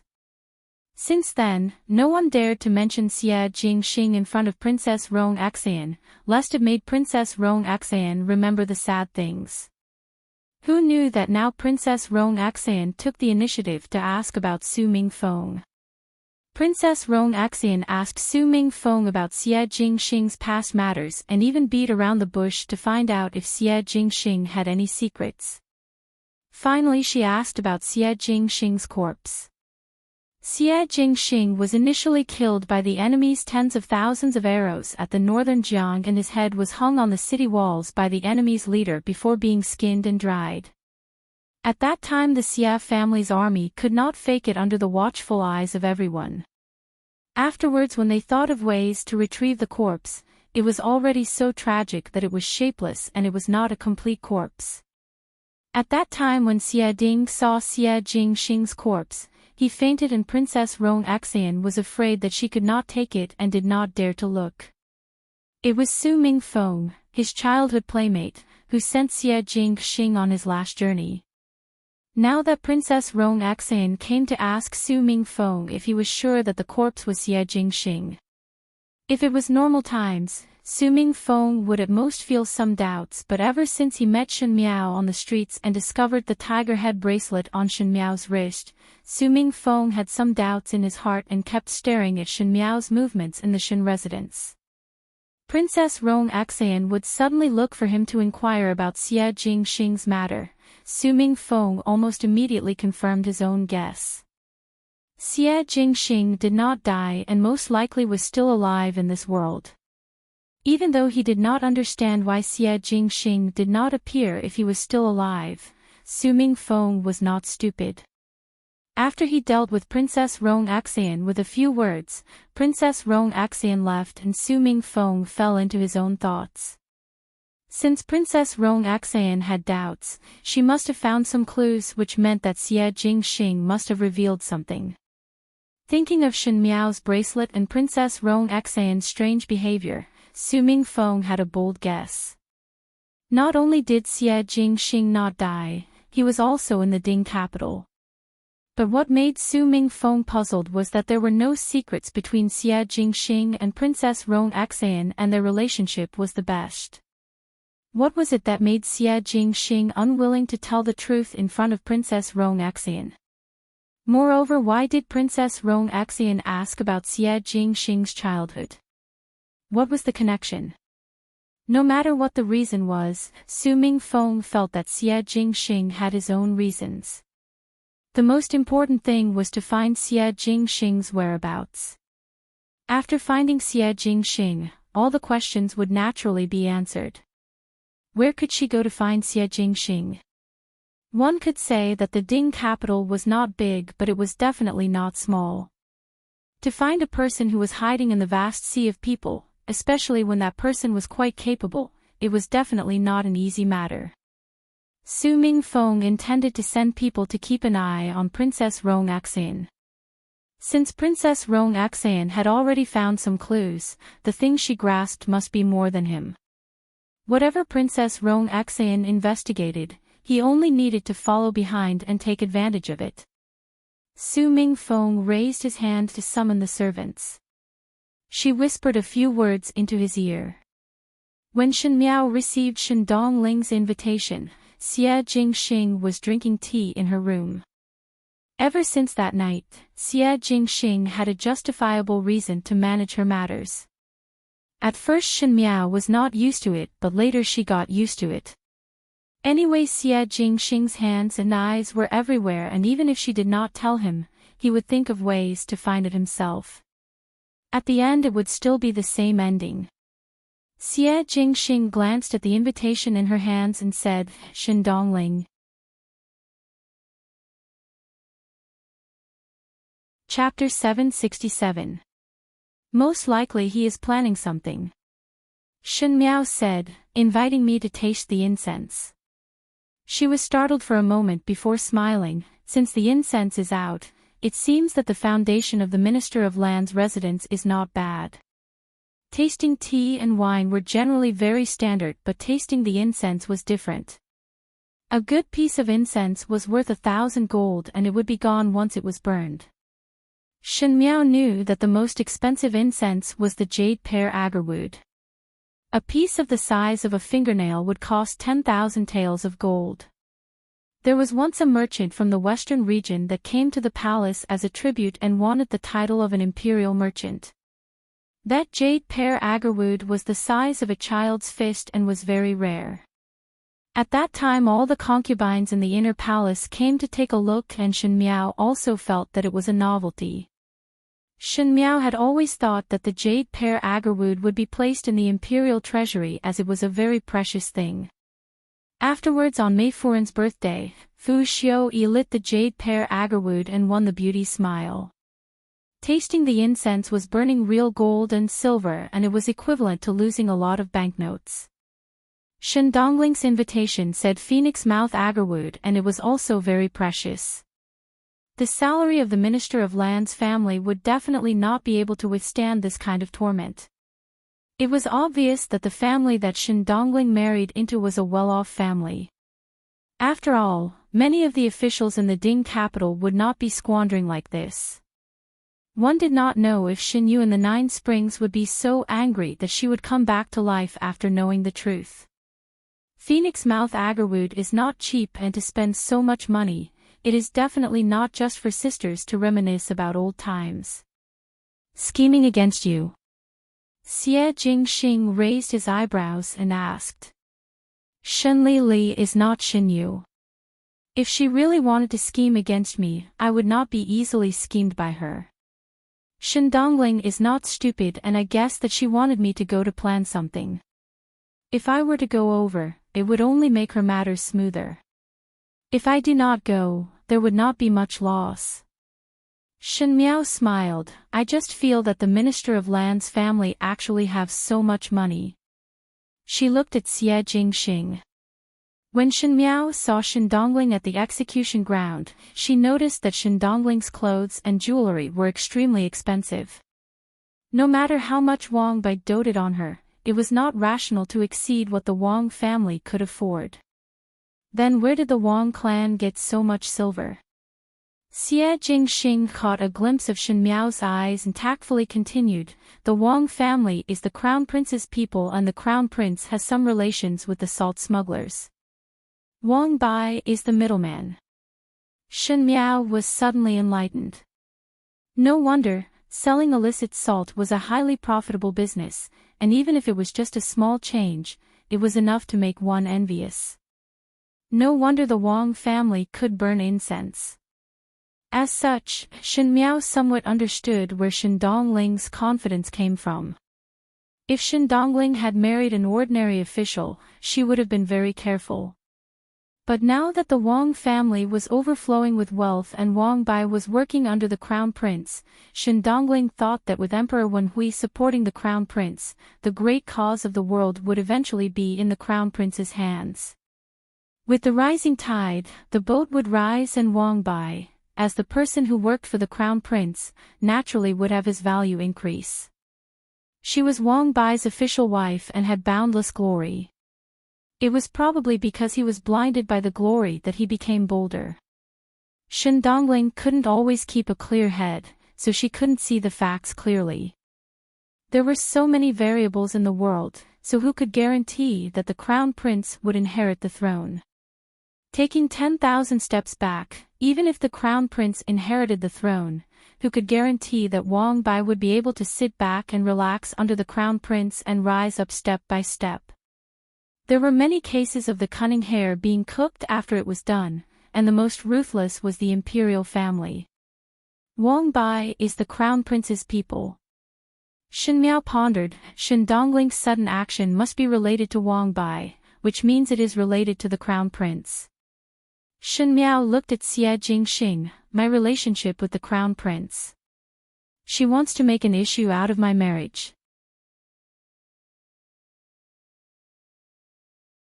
Chapter 768. Xie Jingxing looked at her with appreciation, smart. You already knew about it. Shen Miao was somewhat suspicious. It was Shen Dongling's idea. Xie Jingxing casually picked up a piece of pastry and took a bite before saying, to let Huangfu Hao and the crown prince come to an agreement and act out a play together. Using your marriage to Huangfu Hao as a request to form an alliance with Ming Qi. Otherwise the alliance would break apart and they might attack Ming Qi. At that time the news would be released and the commoners would panic and ask Shen Xian to marry you to Huangfu Hao. On one side is the commoners and on the other side is you. Shen Xian would definitely be in extreme pain. But no one in the world would dare to go against Huangfu Hao. At this time only the crown prince would come forward and say that you and the crown prince already have an engagement. Compared to marrying you to the distant Qin country, it would be easier for Shen Xian to accept you marrying the crown prince to stay in Ming Qi and would be grateful to the crown prince. Xie Jingxing shrugged his shoulders, this Shu younger sister of yours is also not a simple character. Shen Miao's face turned livid when she heard this and sneered, she really racked her brains for me. She actually used the commoners of the world to threaten Shen Xian. The inheritance that she received from old General Shen was to fight for the commoners. And when Shen Xian was being threatened by the commoners that he deeply loved, the other side was Shen Miao, his biological daughter. One could imagine how painful Shen Xian's heart was. Among everyone in the Shen residence, Shen Miao and Shen Dongling had always minded their own business. Now that the one who provoked first was cheap, Shen Miao had an uncontrollable disgust towards Shen Dongling. She said, the marriage with the crown prince is not possible. Xie Jingxing stared at her with a smile that was not a smile. Why? Want to marry me that much? Not waiting for Shen Miao to get angry, he continued, do not worry. No one in the world would dare to snatch things from my hands. One fear that he would not be able to afford the woman that I fancy. His words were always so unscrupulous that Shen Miao's face inexplicably turned slightly red. She diverted the topic, Shen Dongling schemed against me, naturally I have to return 1 or 2 points. Furen's meaning is my meaning. Xie Jingxing said lazily. Shen Miao, she said, what exactly do you mean now? To destroy Ming Qi and unify the Great Liang. I said before, on this point, I am the same as you. Shen Miao replied. I've said it before. On this point, I'm the same as you. Shen Miao replied. The joking expression on Xie Jingxing's face gradually disappeared. He did not know what Shen Miao was thinking in her heart, as he could not see any clue at all. On the matter of the two countries being enemies, Xie Jingxing had never thought that Shen Miao would support him. Now Shen Miao's state of disregard had already made Xie Jingxing very surprised. And now Shen Miao's expression reminded him that what she said was serious. She wanted to destroy Ming Qi. Why? Shen Miao was not a person who was greedy for fame and fortune, so it was not to echo what he said. And because she loved Xie Jingxing, she could even throw Ming Qi to the back of her mind. Xie Jingxing felt that it was not like it. It seemed that from the moment she knew Shen Miao had been extremely hostile towards the Fu family. Of course, this was because the Fu family also wanted to suppress the Shen family, but Shen Miao was an unmarried girl. How would she know about these things? Sometimes when she looked, she could see more clearly than Shen Xian and Shen Qiu. She had always stood in front of the Shen family with a protective attitude, as if she had long expected what would happen. The closer one was to Shen Miao, the more one discovered that there were many mysteries about Shen Miao. But these actions, even the Feng Xian pawn shop could not find out the reason. It really made one suspicious. He hesitated for a moment before asking, You do not like Ming Qi? Shen Miao's eyes drooped down. The general trend of the world, divided for a long time, united for a long time, divided for a long time. This has been the logic since ancient times. It is not something that can be changed if I am willing or not, like or not. Even if I am not willing or not like, these things will still happen. This is destined. She raised her head and looked at the slightly swaying candle on the table. Moreover, compared to the Fu family, I would rather this country be in your hands.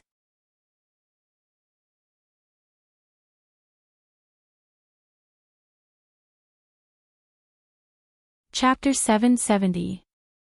The days seemed to be exceptionally calm, but no one knew if there were any plans hidden under the calmness. Everyone in the residence of Prince Ding was in danger these few days, especially the few advisors that Fu Xiaoyi valued, and they were very careful when they did things. It was because a few days ago Pei Lang, whom Fu Xiaoyi valued the most, was arrested and locked up in the private prison. Everyone was not clear about the specific reason, but there were some servants who were in the know that it was because Pei Lang was a spy sent by Fu Xiaoyi's opponent. Before this, no one could deny Pei Lang's talent.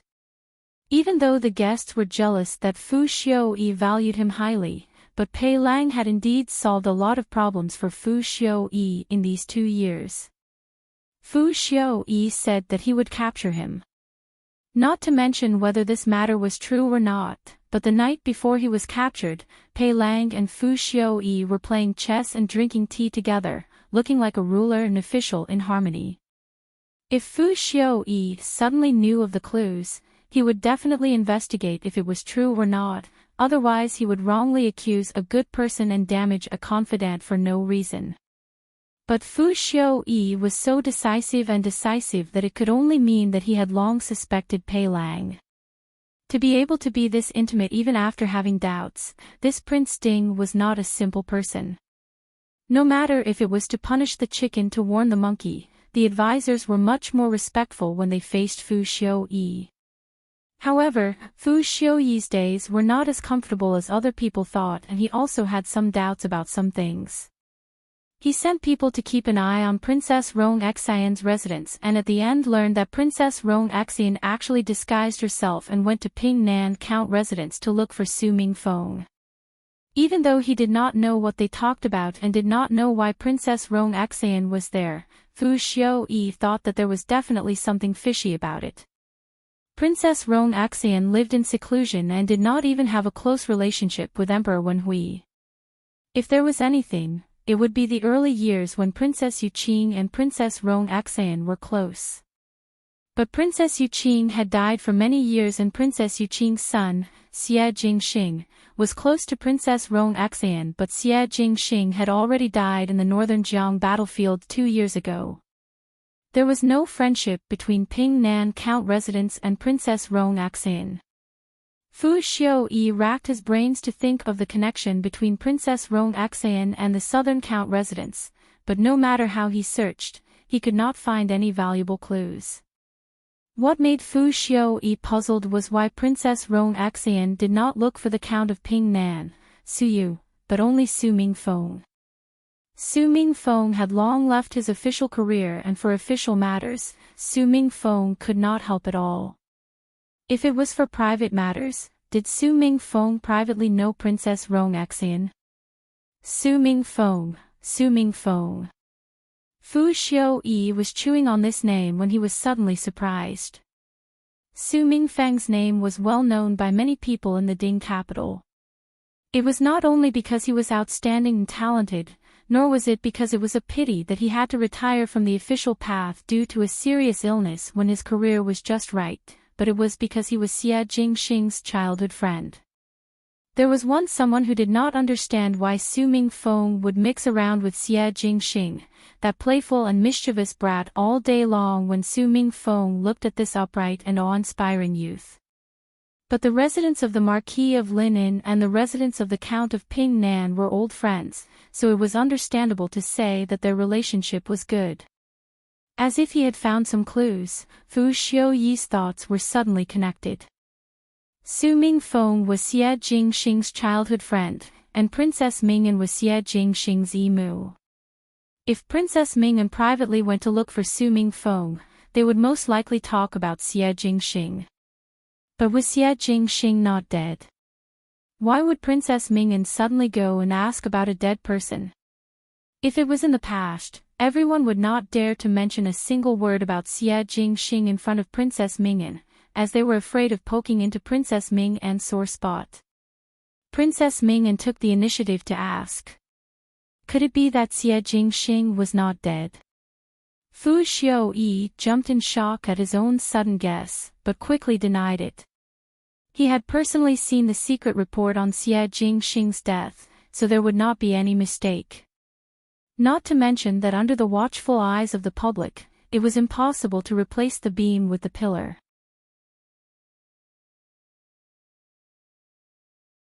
Chapter 771. But it was obvious that it was to follow Princess Ming'an to investigate Prince Rui's matter, so why would it suddenly go to Su Mingfeng's head and even involve the dead Xie Jingxing? If that was the case, things would become complicated, but it was also more interesting.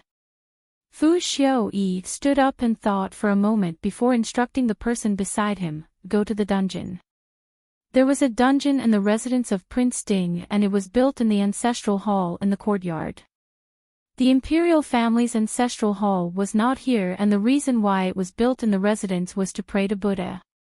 There was a benevolent-looking Guanyin statue on the wall, and when one opened that painting, one would see a small smiling Buddha. After twisting the wooden fish at the feet of the smiling Buddha, the stone door would suddenly open and one would enter the dungeon of Prince Ding's residence after walking along the stone door. The people locked up in this dungeon were either spies or people under Prince Ding who had committed a big mistake. Normal death was not enough to punish them, and there were all kinds of torture that one would be filled with the smell of blood upon entering. Thin, leather-like things were hung on the stone walls. Upon closer inspection, they were actually people who had died. They had been skinned and hung here to dry. They still had the look of extreme agony on their faces before they died. Just a glance at them was enough to make one shudder. Outside was the ancestral hall for praying, but inside was such a demonic business. Under Guanyin's eyelids, this place was like the 18th level of hell and was even more terrifying than the 18th level of hell.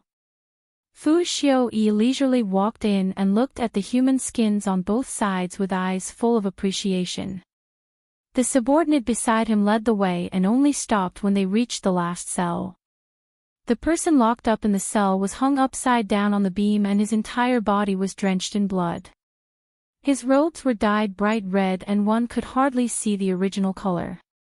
Because he was hung upside down, there would be drops of blood dripping onto the ground from time to time, forming a small blood stain. Fu Xiaoyi quietly looked at that person and that person seemed to have fainted.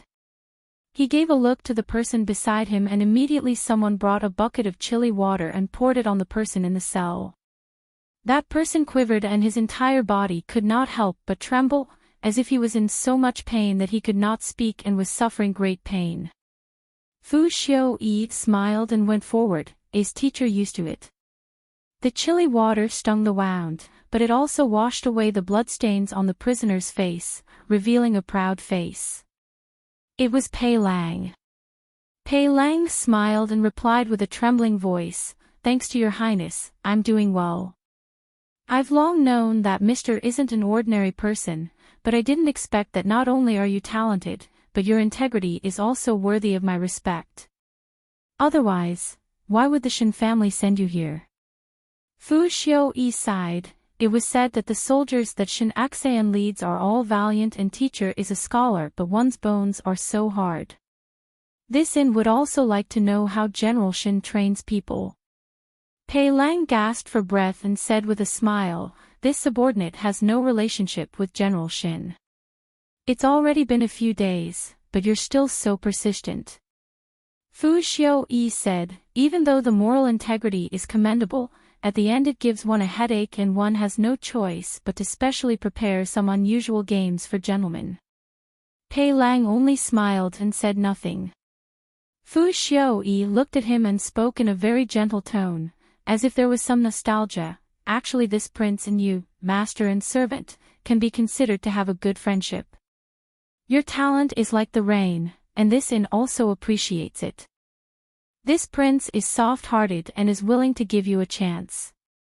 After atoning for your crimes, it will be as if nothing happened in the past. This prince will still be the same as you in the past. This prince will address you as teacher and you are this prince's most capable think tank." He got closer to Pei Lang and almost coaxed, "As long as you tell this prince what secret the Shin family has and what is the purpose of you being sent to this inn. How about 2 sentences in exchange for a chance?"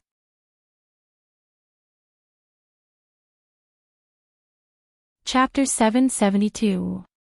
Pei Lang coughed twice and coughed out a few piles of red blood before smiling with difficulty. "Many thanks for your highness' great kindness, but this official has no relation with the Shin family and is unable to answer your highness' question. Most likely even the heavens do not give this official this opportunity. It is such a pity." Fu Xiaoyi looked at him expressionlessly and laughed lightly after a long while. He dusted his hands and brushed away the blood that splashed on his body and said, "Mr.'s bones are hard. This prince admires it very much and is also very curious to see how long Mr.'s bones can last." He waved his hand at the people around him. "These things are not good enough for Mr. We can't use them. Let's exchange them for something better." He took a step back and was about to leave when he suddenly thought of something and said, "Even if teacher does not say, this prince can find out the Shin family secret. But this prince would also like to ask Mr. One heard that the Shin family values friendship and righteousness, and Mr. is willing to sacrifice your life.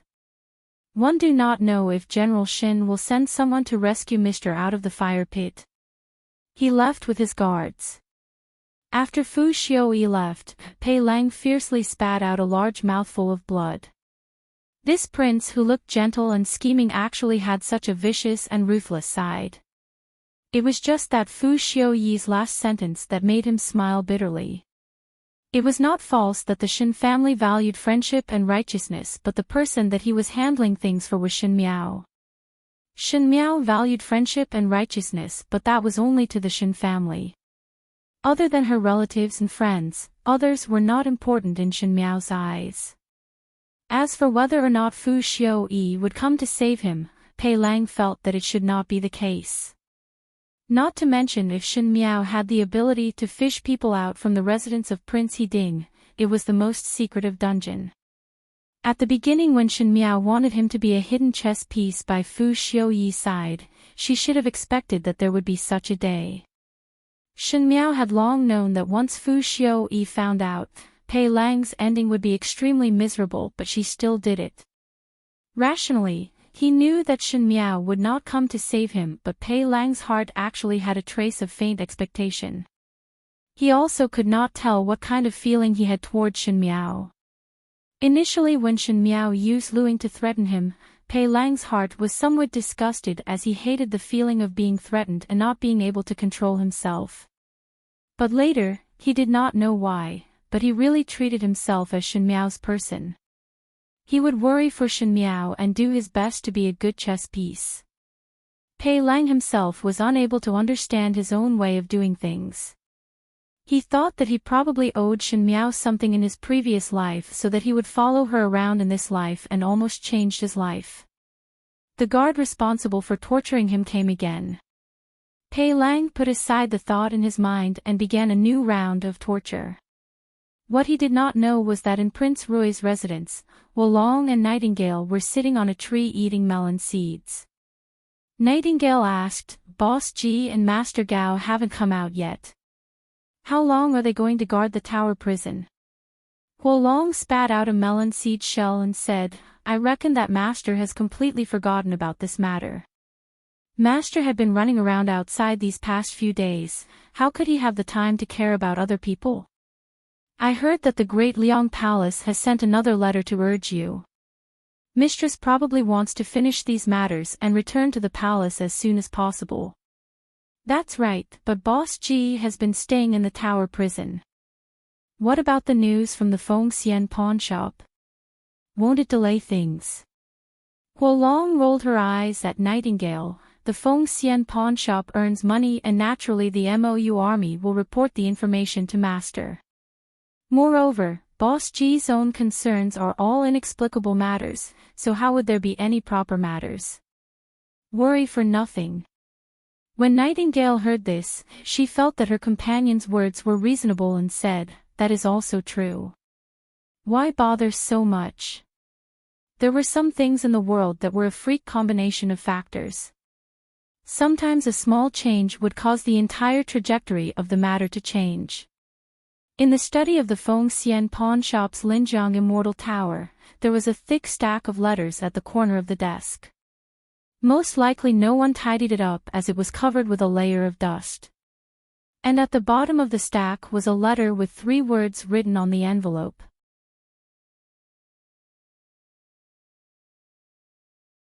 Chapter 773. Prince Ding Residence. Because of this, the residence of Prince Ding would occasionally have some movements, not to mention the residence of the Crown Prince. Emperor Wenhui had the intention to return the favor to the Crown Prince and let the Crown Prince build a good relationship with Huang Fu Hao, thus Huang Fu Hao could come to the Crown Prince's residence openly and there was no need to sneak in without being discovered. But it was not something that Emperor Wenhui could manage about coming to the Crown Prince residence to discuss with him. The Crown Prince poured some wine for Huang Fu Hao and smiled. "What does Brother Huang Fu think of my words just now?" Huang Fu Hao smiled, neither agreeing or disagreeing, and said, "Your plan is really good. Ben Gong will be the bad guy, and you'll get a good reputation, and you'll even get a beautiful woman." The Crown Prince was not angry and followed up with a smile. "A gentleman has the beauty of helping others succeed. If it is possible, Ben Gong would be happy to see 5th Shin young lady become your Qin country's Crown Prince consort. But everyone knows that this is impossible. The Qin Emperor did not have the heart to marry another country's official's daughter to his Crown Prince. The title of the Crown Princess not only represented a woman, but also represented the power of this woman's family.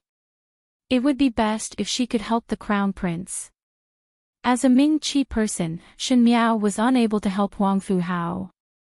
Needless to say, Shen Xian was also reluctant to let his daughter marry to the Qin country. Huang Fu Hao shook his head. "What's the rush? This Empress didn't say that I'm going to steal someone else's love." But he looked towards the Crown Prince, Ben Gong is not one who likes to do good deeds all day long, moreover to use one's reputation to do good deeds. If General Shen later bear a grudge against Ben Gong, it would be difficult for Ben Gong to handle. When the Crown Prince heard this, he laughed. This Huang Fu Hao was a smart person and quickly understood the benefits. Reputation was something that did not have any use in Ming Qi, moreover for Shen Miao to marry over, it was not a matter of doing many evil deeds. With just one sentence, Emperor Wen Hui and the Crown Prince would owe Huang Fu Hao a favor, so why not? Of course Emperor Wen Hui did not know how to exchange the favor that was owed. This matter was the Crown Prince's idea and one could see how important this marriage was in the Crown Prince's heart. Brother Huang Fu, do you have any difficulties? The Crown Prince asked with a smile. It's not a big deal. It's just that I've embarrassed myself. Huang Fu Hao sighed and pretended to be worried. Although I am the Crown Prince of Qin, even commoners have their own problems, not to mention this prince. Imperial father treats Ben Gong very well, but Ben Gong's brothers are troublesome. If there is a day when Ben Gong and my brothers have a dispute. He looked at the Crown Prince meaningfully. At that time, please lend Ben Gong a hand. The Crown Prince was stunned for a moment before he cursed Huang Fu Hao for being so cunning. Fighting for the throne was common in every country, especially in countries with many princes. But what Huang Fu Hao meant was that if one day there was internal strife in the Qin kingdom and Huang Fu Hao fought for the throne, the Crown Prince must help him. How would the Crown Prince of Ming Qi help the Crown Prince of the Qin country to fight for the throne, so he could only borrow troops? Huang Fu Hao really had a good plan. Huang Fu Hao saw his hesitation and laughed. What are you hesitating for?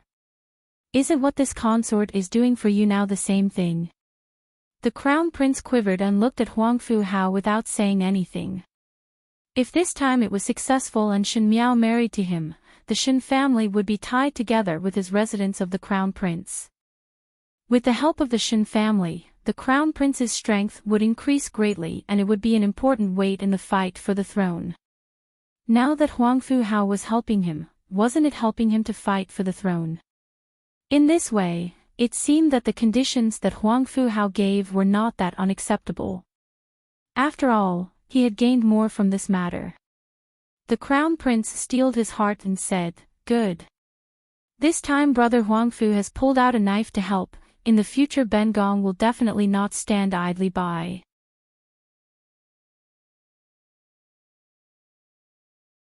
Chapter 774. Huang Fu Hao then smiled and exchanged toasts with the Crown Prince a few more times before saying, "But you really want to marry Shen Miao?" He saw the Crown Prince's puzzled expression and explained, initially at the tribute banquet, Ben Gong saw that Shen Miao did not have a soft temperament and one feared that she would be very fierce. "You are so confident that you can tame her." "This is nothing."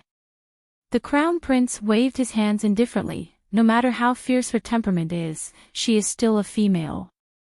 As long as it is a female, once they marry, they would put away that temper. To be honest with you, the Crown Prince's consort had a fierce temperament when she first came to the Eastern Palace, but until now she is still obedient to Ben Gong's wishes. Females, after putting in a little effort to coax them, they would be like a cat and at the end they would be docile. When Huang Fu Hao heard it, he no longer said anything but his heart was somewhat contemptuous. Princess Ming An's death was still a mystery until now, but Huang Fu Hao always felt that Shen Miao was involved in this matter. Afterwards he did not know what happened between him and Fu Xiaoyi, but he was used by others and now Fu Xiaoyi deliberately kept a distance from him. The Shen family was not ordinary and there seemed to be someone guiding Shen Miao from behind. The Crown Prince's strength was not weak, but if he met Shen Miao, he might not be able to win. It was just that all these were insignificant to Huang Fu Hao. He was also happy to watch the show. Thus, after laughing a few times, he continued to drink and chat with the Crown Prince. At the other end, in the residence of the Minister of Land, Shen Miao actually replied to the invitation. She only said that Shen Dongling invited her over to taste the incense and Shen Miao agreed, but she still needed to bring along Luo Jia's Biao young lady, Luo Tan. Wang Bai was very happy to see Shen Miao's reply and said to Shen Dongling, "Did not say that both of you sisters do not have any interactions, did not think that she would actually agree." Shen Dongling was also somewhat surprised, but her mouth was smiling. It seems that she is thinking about not meeting for a long time. After all, there are only the two of us sisters left in the residence. She took the invitation from Wang Bai's hands and looked at it carefully. In all fairness, Shen Dongling did not think that Shen Miao would actually reply to the invitation and even agree to taste the incense. With Shen Dongling's understanding of Shen Miao had a cautious nature and it was impossible for her to come. It did not matter if Shen Miao was present or not.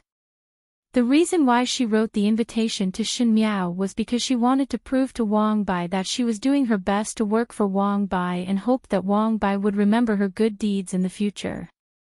But who would have thought that Shen Miao would actually agree? Shen Dongling's thoughts changed. The reason why Shen Miao would bring Luo Tan along was most likely because Luo Tan knew martial arts and with someone accompanying her, she would feel more at ease. Moreover, Shen Miao would definitely bring a lot of guards with her to ensure her safety. Since Shen Miao dared to come, she must have made a foolproof plan. But Shen Dongling did not care as her purpose was not to scheme against Shen Miao. Shen Dongling nudged Wang Bai. "Husband, since fifth sister has agreed to come, it's better to find a reason for the future. Call His Highness the Crown Prince and Huang Fu Hao together." In the future, it can be said that Huang Fu Hao looked at fifth younger sister's dignified beauty during the incense tasting and fell in love with her. Wouldn't the matters after be more natural?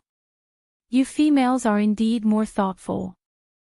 Wang Bai smiled as he put his arm around Shen Dongling's shoulders. With a wife like this, what more can a husband ask for?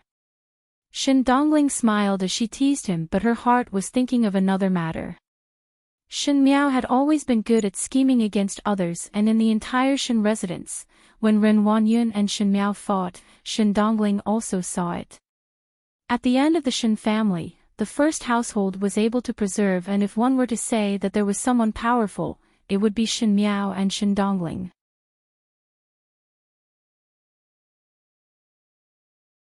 Chapter 775. Shen Dongling also wanted to see who was more powerful between her and Shen Miao. To include Shen Miao in one's own plans was much more interesting than scheming against Shen Yu. Shen Miao, who was being schemed by Shen Dongling, was currently holding her chin and playing chess with Xie Jingxing in the room.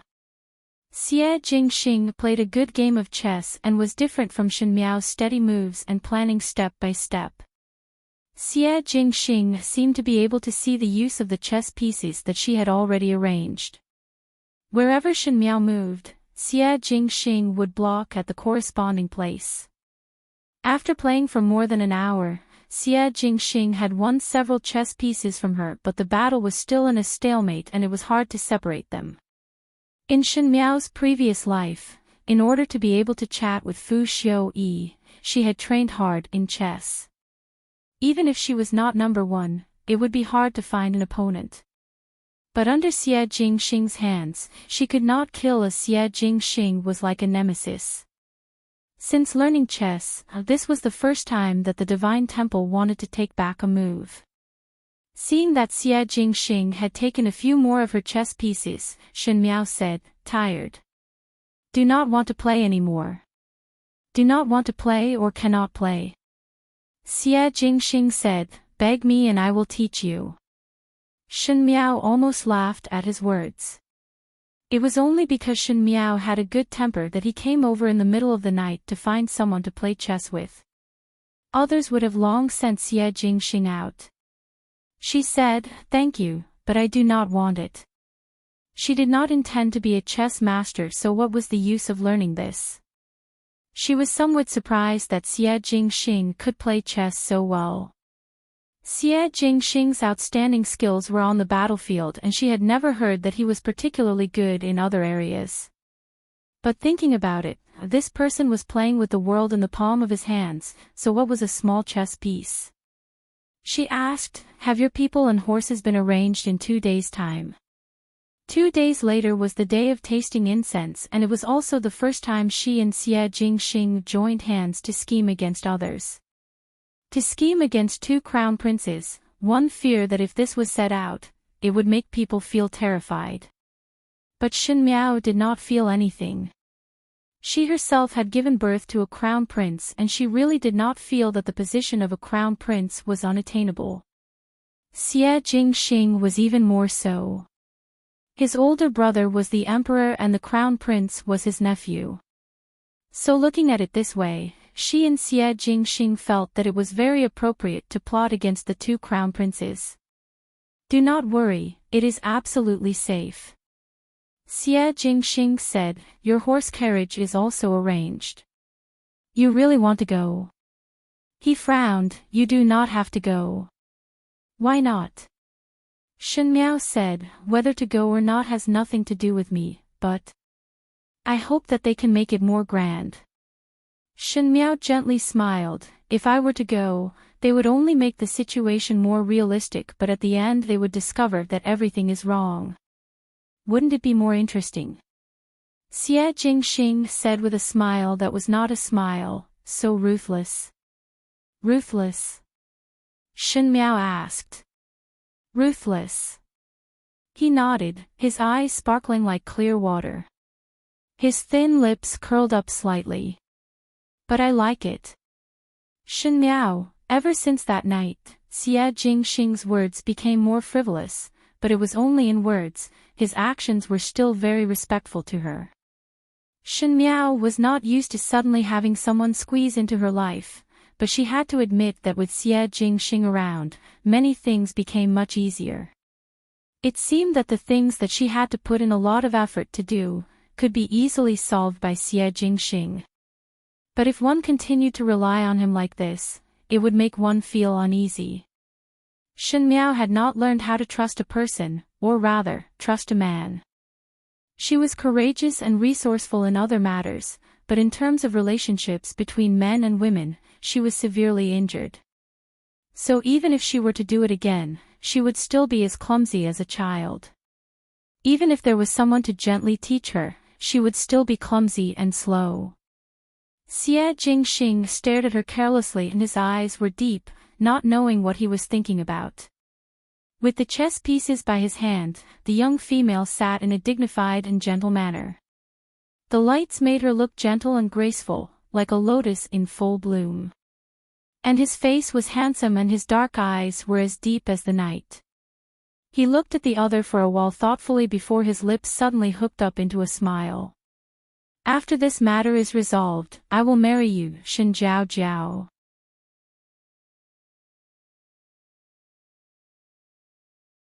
Chapter 776. 2 days later. Shen Miao woke up early and Luo Tan had long dressed up. Luo Tan had a lively temperament and was unable to sit still in the residence. Ever since that incident, Shen Qiu and Luo Ling reduced the number of times Shen Miao and Luo Tan, the 2 young ladies, went out. Even if he went out, he would be followed by a long line of guards. Shen Miao naturally did not care. She was not really a 16-year-old young lady and originally liked quietness, so there was no problem in staying in the residence for a while. It was Luo Ling who was not used to this. As long as he heard that he could go out of the residence to play, no matter what the reason was, he would always be in high spirits. Shen Qiu and Luo Ling exhorted a few words before letting Shen Miao bring Ah Qi and Mo Qing along. Ah Qi and Mo Qing were the guards with the best martial arts in the entire Shen residence, but now they had become Shen Miao's personal guards. Shen Qiu said, "There's no need to aggrieve yourself. If there's anything you're not willing to do, you can just leave. There's no need to worry." In the beginning, when Shen Qiu knew that Shen Miao was going to Shen Dongling's appointment, he was actually against it. He did not know why, but Shen Qiu did not have any good impression of Shen Dongling. Even though Shen Dongling's performance was not as obvious as Shen Qing's and Shen Yu's, and previously in the Shen residence, she lived in harmony with the first household, but Shen Qiu did not know why, but he always felt that Shen Dongling was not a good person. Such a big matter happened to the second household of the Shen family, but only Shen Dongling and Wan Yinyang were safe and sound, and there was also the matter of Shen Yu and Shen Dongling exchanging marriage. Even though he did not understand the specific reason, Shen Qiu felt that it was related to Shen Dongling. Perhaps it was because people who had been on the battlefield would have an instinct to seek advantages and avoid disadvantages. Shen Qiu was not willing to have more relations with Shen Dongling and naturally did not want Shen Miao and Shen Dongling to be too close. For a person like Shen Dongling, if she had any other thoughts towards Shen Miao and used Shen Miao to achieve her own selfish desires, that would not be good. Shen Miao smiled, I know. There is still Biao older sister accompanying me. Nothing will happen. Luo Tan grinned and said, that's right. If cousin Qiu is really worried, you can come with us. Shen Qiu shook his head. I still have matters to attend to at the military headquarters. Besides, I'm just a boor. Why would I go there to taste the incense? It'll choke my nose. Just like how the civil officials looked down on the vulgarity of the generals also couldn't understand the actions of the civil officials. Shen Qiu did not understand what was so good about this incense, not to mention that there would be people who would spend a few hundred taels of silver for 1 or 2 sticks of incense, which was really surprising. Luo Tan said, do not worry older brother Qiu, I will take good care of youngest Biao sister. Shen Qiu scolded her with a stern face, with your mediocre martial arts. I don't know who it was that almost lost their life last time and even troubled Imperial physician Gao to treat them for more than a month. Luo Tan was most afraid of people mentioning this matter, so she quickly stuck out her tongue and looked at Luo Ling for help. Luo Ling smiled gently, no matter what, one must always be careful. After tasting the incense, come back earlier as the sky darkens early and it is not safe at a young lady's home. When he was speaking, his eyes were staring at Shen Miao with concern. Previously, when the news that the crown prince had the intention to marry Shen Miao into the household was spread, Luo Shuaiyan was busy arranging the marriage and the first to speak was Luo Ling. There was nothing to say about Luo Ling's character and family background and they were all from the same family, so Luo Shuaiyan was most optimistic about Luo Ling. Afterwards, because of Prince Rui's words, the marriage was suppressed and the matter of Luo Shuaiyan finding a good person for Shen Miao was not as urgent as before. But Luo Ling had already expressed his feelings to Luo Shuaiyan and Shen Xian, thus some matters were especially obvious. This kind of unconcealed affection, even if Shen Miao was in charge of the 6 palaces and was used to seeing facts, she was unable to turn a blind eye to it and could only slightly avoid it, save it. Many thanks to older brother Ling's concern. Luo Tan urged to leave and only said, all right, it is better to set off quickly. It would not be good if one were to be late on the road.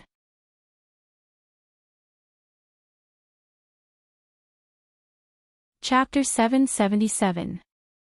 Both of them then said their goodbyes and followed the carriage forward. In the carriage, Luo Tan said, Biao youngest sister, what exactly are you thinking?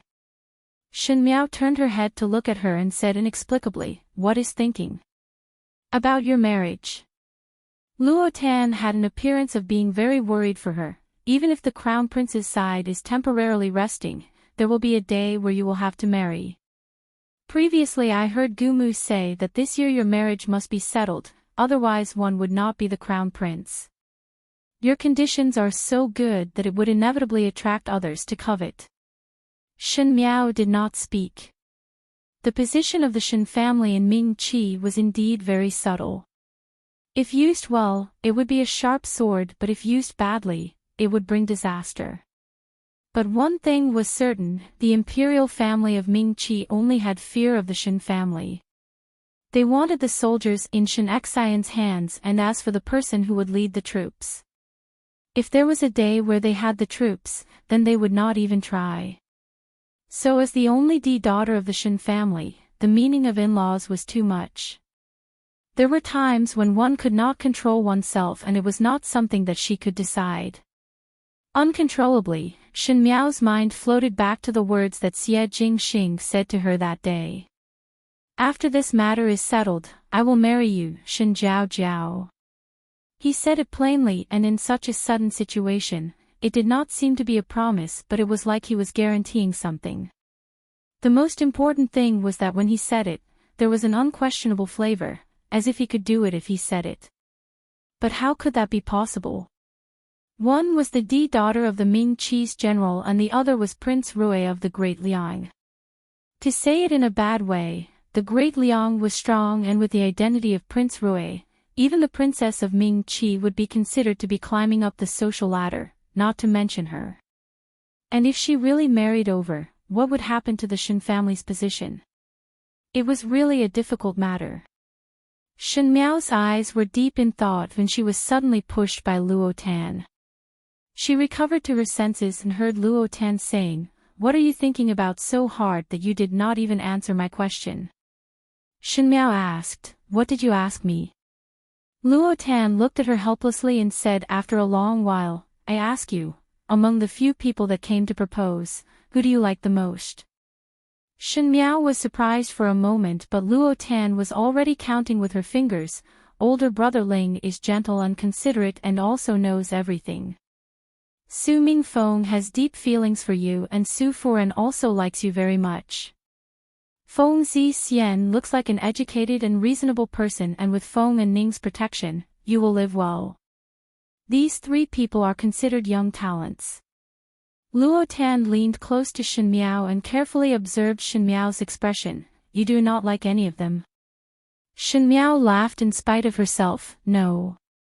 Luo Tan sat up straight and guided patiently, Biao youngest sister, this is not right. Although it was good to pursue perfection in everything, it was not good to be too demanding. From what I have seen these few days, these three are already the top talents in the Ding capital. If they were placed in the Shaochun city, one feared that the young ladies would fight over the position of a concubine. All three of them agreed not to take concubines. She looked at Shin Miao for a while before shaking her head and sighing, but thinking about it, usually you do not have any special feelings towards these three people, so it is assumed that you are not tempted. I saw that it was written in the book that a tempted young lady's face would be as red as rosy clouds and the little deer would run wild. The deer in your heart has not been born yet. Shin Miao listened to Luo Tan's messy words and found it funny. What nonsense are you talking about? Why do you care so much about my matters? Could it be that you are sick? You do not say. Luo Tan covered her throat. These few days my throat is dry and one fear that I went out at night to blow. One originally wanted to look for physician Gao to take a look at my illness but one did not even see his shadow these few days. Luo Tan was somewhat dissatisfied, really a physician without medical ethics.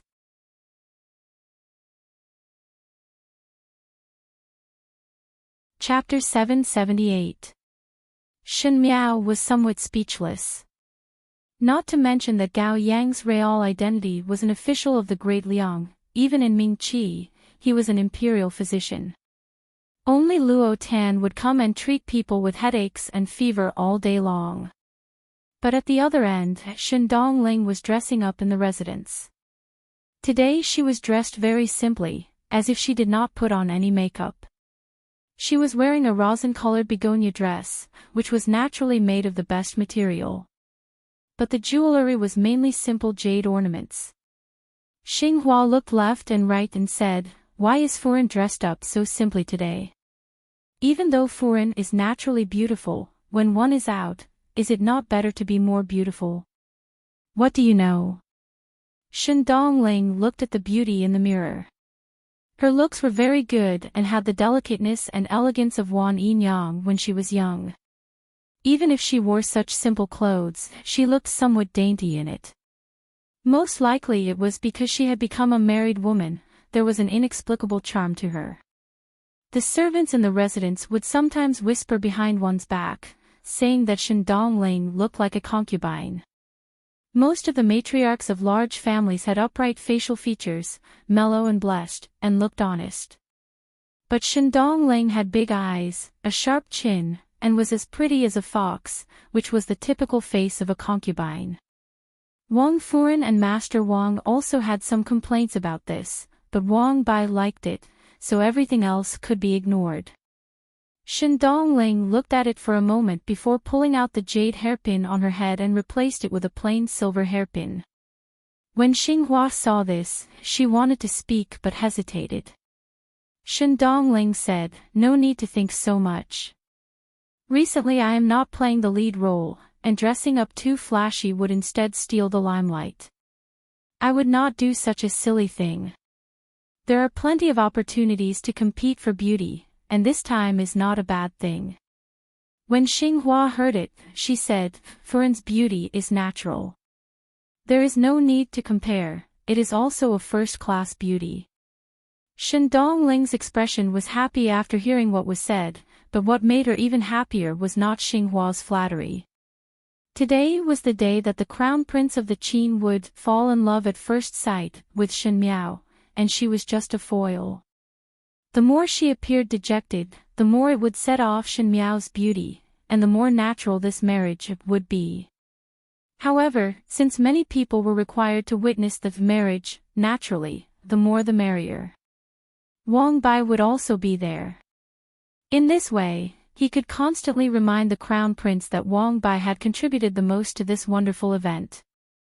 Shen Dongling stood up and took another look at the invitation. The time on the invitation was C-hour. It was still very early. She said, "I'll go out and have a meal with my husband first. After that, I'll go to Yifeng Pavilion. It's just the right time." What she didn't know was that while she was having breakfast with Wang Bai, Wang Fu Hao had already left. The place to taste the incense was at the Yifeng Pavilion. The Yifeng Pavilion was a pavilion in the outskirts of the Ding capital, and was once renovated by the late emperor for the late empress. Located in the Yifeng Pavilion, one could see the deep valley below and the blue sky above. Wealthy people who were particular about elegance would often like to taste the incense at the Yifeng Pavilion. When a stick of incense was lit, a breeze would blow past and it would pierce through the blue sky, making one feel a sense of vastness. Even though it was winter now, but it just so happened that the valley below was covered in silver, so it was even more interesting to boil the snow and discuss the fragrance. Wang Fu Hao looked at the exquisite invitation and smiled. To fall in love at first sight with an official's daughter in such a beautiful place, it sounded not bad. But it would only benefit others and he would tie them up to put on a show. Wang Fu Hao's guards rushed over and said that the horse carriage was ready and could set off. Wang Fu Hao then frowned and walked towards the residence's entrance. No matter what, it was too early for the higher-ups to insist on arriving at the Yifeng Pavilion in the early hours of the morning. They even wanted him to apply for leave early in the morning.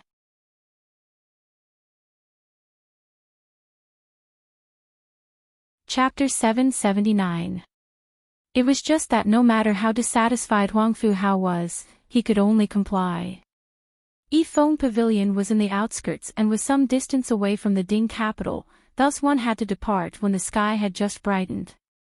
After reaching the outskirts, there was still a long mountain road. Luckily there was a wealthy family that specially built a road for the horse carriages, else it would be much more difficult to walk. Even so, it would take a while to reach the Yifeng Pavilion. Wang Fu Hao let his guards stay at the waist of the mountain and walked forward alone. It was not because of anything else but the invitation specifically instructed him not to bring any guards over. The more guards there were, the more unnatural this marriage would be. Moreover, the crown prince would arrive earlier to discuss with Wang Fu Hao, thus it would be inconvenient to bring more people.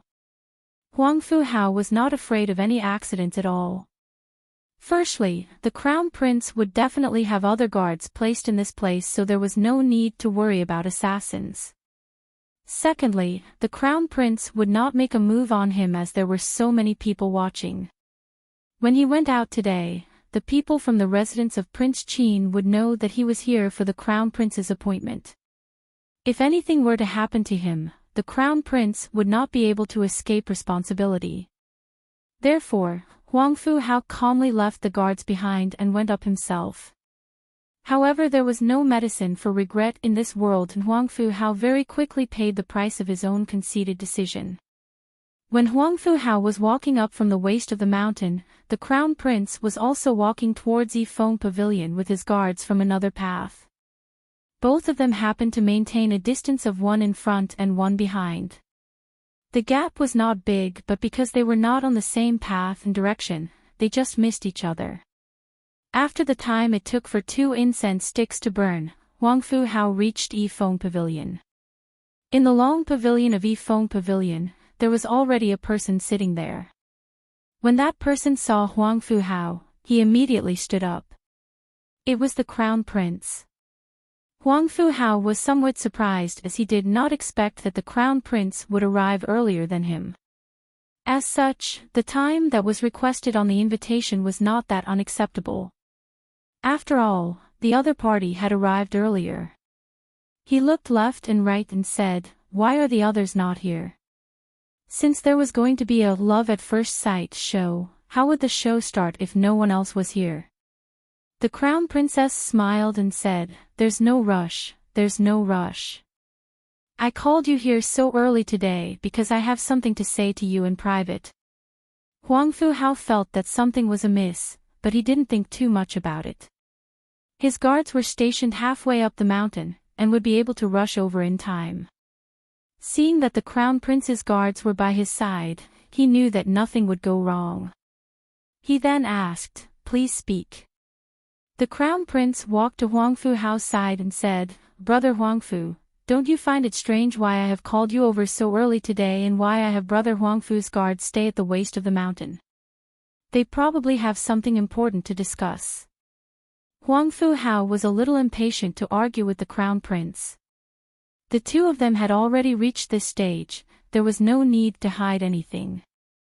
"Brother Huang Fu, don't you think this is like trying to silence them?" the crown prince asked.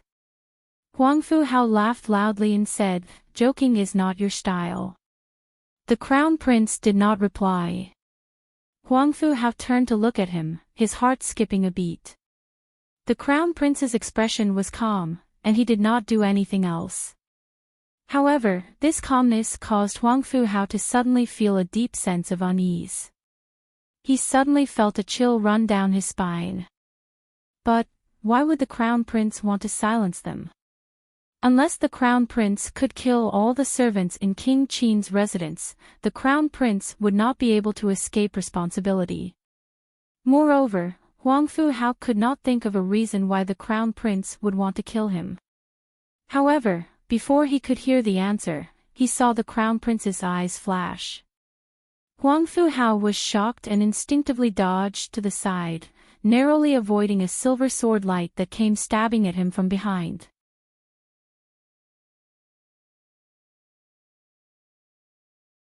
Chapter 780. They were the crown prince's personal guards. Huang Fu Hao was shocked and afraid. He finally realized that something was wrong. The crown prince had brought his guards with him, but his guards were left halfway up the mountain. Huang Fu Hao couldn't figure out why the crown prince wanted to kill him. That was why he fell into the trap so easily. He said angrily, "What are you doing?" The crown prince looked at him expressionlessly. "I'm sorry." Several guards flew towards Huang Fu Hao.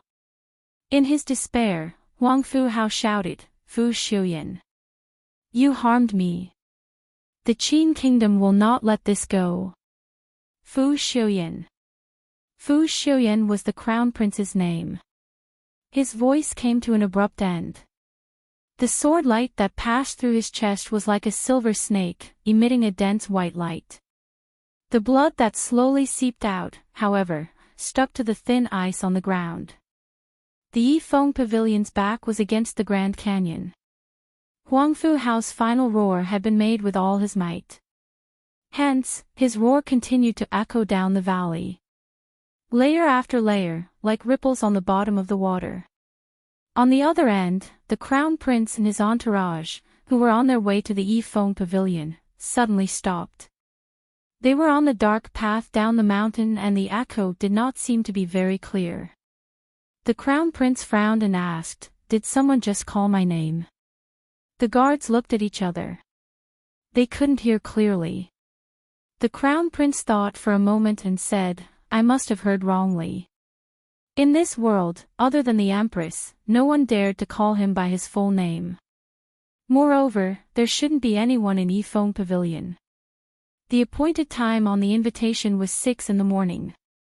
However, the Crown Prince had a habit of arriving early, so he went up the mountain at 7 in the morning. He should have been the first to arrive. As he thought about it, he felt that it was just a hallucination. But for some reason, the Crown Prince felt uneasy. He couldn't help but quicken his steps. When he arrived at Yifeng Pavilion, he saw a person sitting in the pavilion with his back facing him from afar. Looking at the back view, he knew it was Huang Fu Hao. The Crown Prince was surprised. He didn't expect Huang Fu Hao to arrive so early.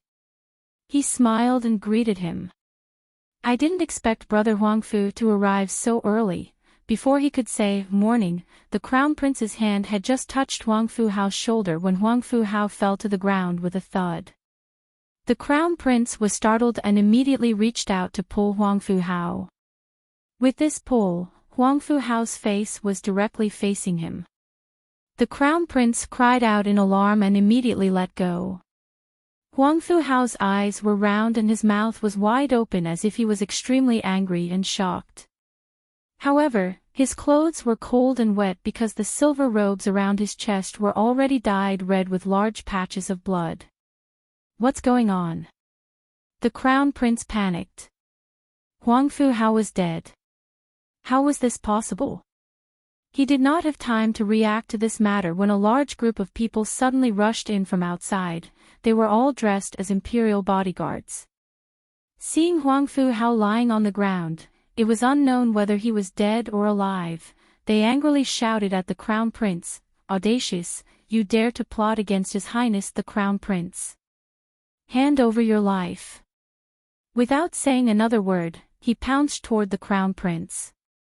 The Crown Prince had also brought his own imperial bodyguards. The imperial bodyguards naturally could not let the Crown Prince be harmed, so they fought with the imperial bodyguards. At this time, the Crown Prince also understood that these people who had drawn their blades against him were Huang Fu Hao's imperial bodyguards. But where did Huang Fu Hao's imperial bodyguards go? Why did they only rush out now? The Crown Prince still remembered to explain and shouted, "This prince has just arrived here. When I arrived here, Brother Huang Fu had already been killed. This prince did not do it." One of the imperial bodyguards who seemed to be the leader said hatefully, "Nonsense. Just now, we were waiting for His Highness the Crown Prince's orders halfway up the mountain and heard His Highness personally shout that you were the one who harmed him. We were unable to arrive immediately. Now that we have the witness and the material evidence, how can you deny it?" After saying that, he raised his sword and rushed over.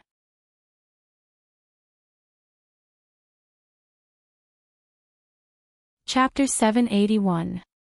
As the Crown Prince was being protected by his own guards, he was dumbfounded. Huang Fu Hao said that he was the one who harmed him. This was simply a joke.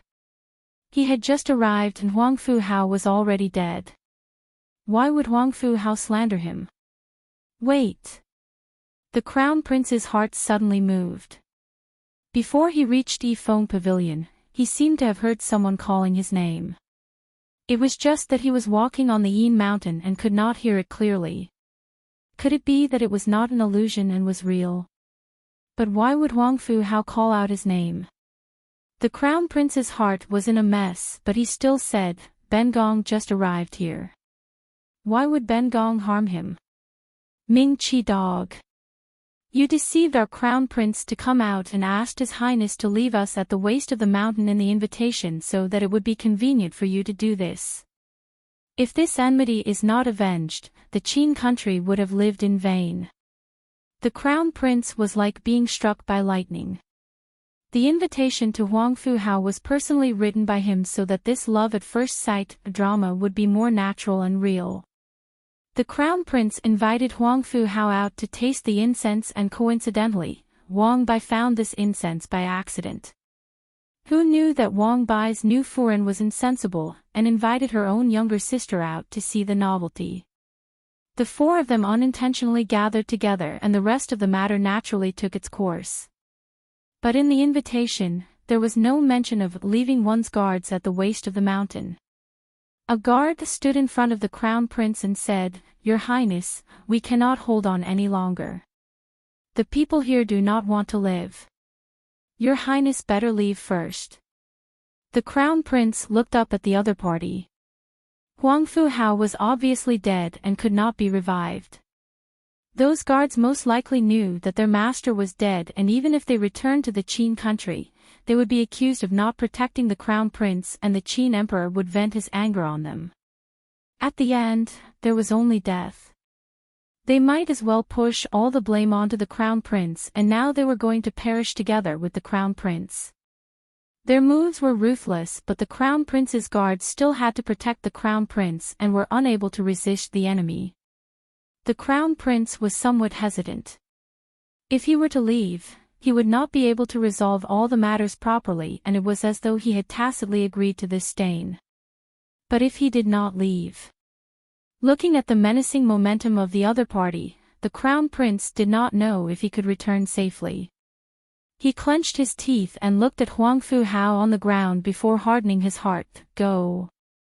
No one outside the Yifeng pavilion was aware of what was happening. Shen Dongling and Wang Bai sat in the carriage. The carriage was still on the way up the mountain. There was still some distance to the foot of the mountain. Today, they were only here to be witnesses. It would be bad if they went too early. Moreover, the Shen mansion was far from Yifeng pavilion, and if Shen Miao did not go, it would be inconvenient for the crown prince and Huang Fuhao to speak if they went earlier, so Wang Bai instructed the carriage to deliberately slow down. Shen Dongling nestled in Wang Bai's embrace and said with a smile, "My husband seems to be in a good mood today." Wang Bai hugged her. "Of course I'm in a good mood after marrying a beautiful woman." Thinking that after today, his position and the crown prince's heart would rise again, Wang Bai couldn't help but feel very pleased.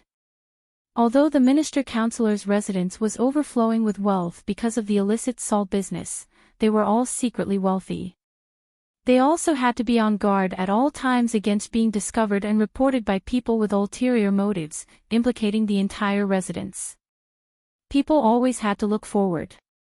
In the past, Wang Bai's path had always been steady, but when he didn't lack money, power became somewhat important. He also wanted to be able to soar to the skies in one fell swoop. Wang Bai was the crown prince's person.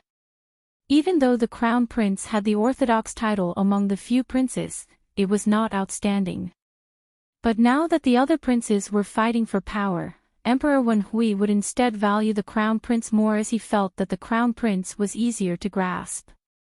Emperor Wenhui had the heart to support the crown prince, and the crown prince gradually changed his style of doing things in the past, causing the people who followed the crown prince to gradually become ambitious. In addition, Wang Bai glanced at the beautiful woman in his embrace. After marrying Shen Dongling, he increasingly felt that even though he was steady, it was not easy to get ahead. What was the point of enduring for decades and one would be old? Shen Dongling, however, suited his taste and seemed to be able to encourage him to do things that he dared not think of in the past. Wang Bai's heart was rejoicing. Now, as long as Shen Miao's matter was successful, the crown prince would have more confidence in inheriting the emperor's throne. When one person achieves Tao, his chickens and dogs will also ascend to heaven. Just as he was thinking, the carriage suddenly stopped. Wang Bai lifted the curtain and asked, "What is the matter?" A guard ran over. Wang Bai recognized him as he was the person beside the Crown Prince.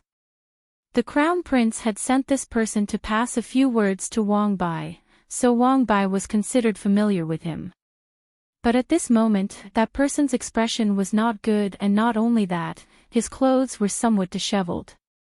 He waved his hands at Wang Bai and said, "Lord Wang, something happened." Shen Dongling was listening in the carriage.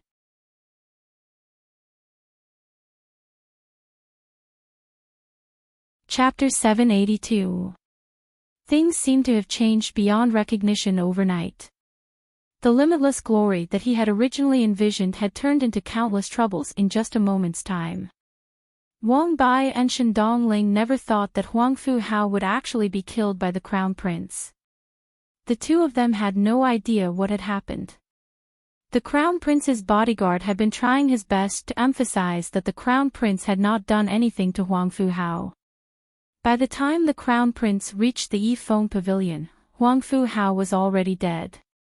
But Huang Fu Hao's guards seemed to believe it without a doubt. The misunderstanding had already been created, not to mention it was a bloody misunderstanding. Therefore, what followed was a shocking accusation. Shen Dongling tried her best to maintain a calm expression on her face as she comforted Wang Bai. There must be some misunderstanding. As long as the misunderstanding is resolved, everything will be fine. However, her heart was sinking into the abyss. From an outsider's point of view, it was Wang Bai who found the good incense and gave it to the Crown Prince, and the Crown Prince used the flower to present the Buddha to Huang Fu Hao, who invited Huang Fu Hao to taste the incense together. Wang Bai was the source of the disaster. Even if this matter had nothing to do with Wang Bai, it was impossible for Wang Bai to leave unscathed due to the fury of the imperial family. Furthermore, even if the Crown Prince was lucky enough to prove his innocence in the end, Wang Bai was the one who came up with the plan to taste the incense. Because of Wang Bai's plan, Huang Fu Hao was dead, and the Qin kingdom would not let the matter rest. The Crown Prince's ally was also dead, so how could the Crown Prince not vent his anger on Wang Bai? Therefore, looking left and right, Wang Bai, the scapegoat, could not escape. Wang Bai clearly thought of this too, his expression ugly to the extreme. In the end, he was more composed than Shen Dongling and only said, "Let's go back first and visit the Crown Prince's residence to find out what exactly happened. How did Huang Fu Hao die just like that? Who killed him? Why did Huang Fu Hao call out the Crown Prince's name again?" The intricacies of this matter were truly incomprehensible. No matter what, he had to figure out what was going on first before he could come up with a countermeasure. The coachman turned the horse around and ran in the direction of the city. Shen Dongling seemed to suddenly think of something and asked, "Why haven't I seen Fifth Sister?" Wang Bai was taken aback. One must know that this plan was used by the Crown Prince because of Shen Miao. This was because Shen Dongling had calculated the time and arrived at Yifeng Pavilion at about the same time as Shen Miao. This way, they could chat casually and show their deep sisterhood. They stopped here for a while and it was reasonable to say that Shen Miao and the rest should also be here. But on the mountain road in the outskirts, one could see clearly in front of them, and there were no other carriages ahead or behind. Why did Shen Miao not come? Wang Bai only knew that Shen Miao was Shen Dongling's third household's Tang younger sister, and because Shen Xian held great power in his hands, he did not know anything about Shen Miao's character. Shen Dongling however had seen the methods that Shen Miao used to deal with the second and third household and her heart sank. If Shen Miao did not come, how could it be such a coincidence? Could it be that Shen Miao had long known that something would happen today? There was no one in the world who had the ability to predict the future. Could it be that this matter was related to Shen Miao? No matter how powerful she was, how could she kill the crown prince of the Qin kingdom so easily? When Wang Bai heard Shen Dongling's words, he misunderstood Shen Dongling's meaning and said, "That's right. If fifth Shen young lady was also here, things would most likely be smoother." Wang Bai thought that with one more person, he would be able to share more of the blame. If Shin Miao was here, on account of Shin Xan, Emperor Wen Hui would not make things too difficult for him, but if he were to punish him alone, it would appear to be biased. In order to show fairness, Shin Miao's presence would save Wang Bai a lot of things. He said, "Let us return to the residence first. Perhaps fifth Shin young lady has already returned. Let's take a look at the Crown Prince's side first."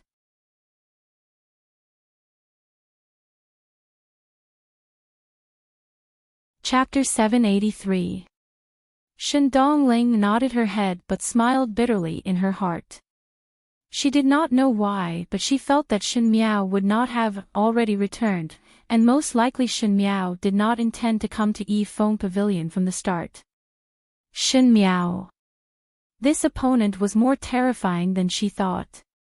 At the other end, on the streets, Luo Tan was sitting in the horse carriage and wiped the sweat on her forehead. What to do now? One delay, and it has been delayed for so long. If one rushed to Yifeng Pavilion now, one fear that it is already too late. Just now when their Shin family's horse carriage was traveling in a bustling area of the city, they accidentally bumped into an old woman. That old woman immediately fainted. The Shin family was not a small family in the Ding capital, and Shin Xan was a respected hero, so naturally one had to cherish one's feathers. Shin Miao and Luo Tan did not have any reason to leave the old woman alone. They instructed the guards to send the old woman to the nearest medical hall and personally watched the doctor take the old woman's pulse and said that she was fine until the old woman woke up. Their action naturally won the approval of many commoners, as they felt that young ladies from the general residence did not have any arrogance and instead were considerate of the commoners, which was a rare character. It was true that they had earned praises, but it also delayed a lot of time. If they were to rush to Yifeng Pavilion now, it would be noon by the time they arrived. Shin Miao pondered for a moment before saying, "Not going." Ha! Luo Tan was still thinking about how to solve this problem when she heard Shin Miao say that and could not help but be surprised. Why not going? Doesn't Biao's youngest sister hate people who go back on their words? Shin Miao smiled. One must pay attention to the time and place when tasting the incense. The best time in Yifeng Pavilion is in the morning when the air is the freshest, and one would naturally feel refreshed when tasting the incense at noon or in the afternoon. The heaven and earth are chaotic and it is not easy to taste the fragrance. One cannot let others wait for us. This would not be beautiful. She stretched out her hand to call Mo Qing over and let him send a messenger pigeon to Yifeng Pavilion. She and Luo Tan would not be able to go due to the delay. Even though Luo Tan had some regrets, she originally did not have any interest in tasting the incense. It was rare for her to come out for a stroll, so she wanted to pull Shin Miao along. Shin Miao saw that it was still early, and with Ah Qi and the rest of the guards by her side, there was no harm in strolling around, so she agreed. Who knew that Luo Tan was in high spirits, and after this stroll, it was already close to evening when they returned to the Shin residence. Their carriage had just arrived at the entrance of the mansion when the manservant in front of the door smiled and said, "It's good that Miss has returned. Madam and Master have just returned as well. Just in time for dinner." Luo Tan smiled as she took Shin Miao's hand and stepped through the door. Who knew that when they entered the main hall, Luo Shuayan was talking to Shin Xan, and when she saw Shin Miao and Luo Tan returning, she was surprised for a moment before giving a big sigh of relief. "Jiao Jiao, Tanner, where did you all go?" "Today, Lady Wang of the Minister Councillor's residence invited us to Yifeng Pavilion to taste some incense. On the way there, the carriage collided with an old woman. My cousin and I were busy taking care of the old woman and were delayed. Hence, we decided to excuse ourselves and not go. My cousin and I were just strolling around." "Father, Mother, did something happen?" Shin Miao said that Shin Dongling was the Lady Wang of the Minister Councillor's residence, and it was obvious that she was deliberately drawing a clear line with Shin Dongling. Luo Shuayan did not notice this and only took a deep breath. "It scared me to death." Today the Crown Prince of Qin was assassinated at Yifeng Pavilion and all the related people were arrested and sent to the prison for interrogation. That Wang Bai said that you were also present but no one saw it. Your father and I rushed back and when we saw that you were not around, we thought that something happened.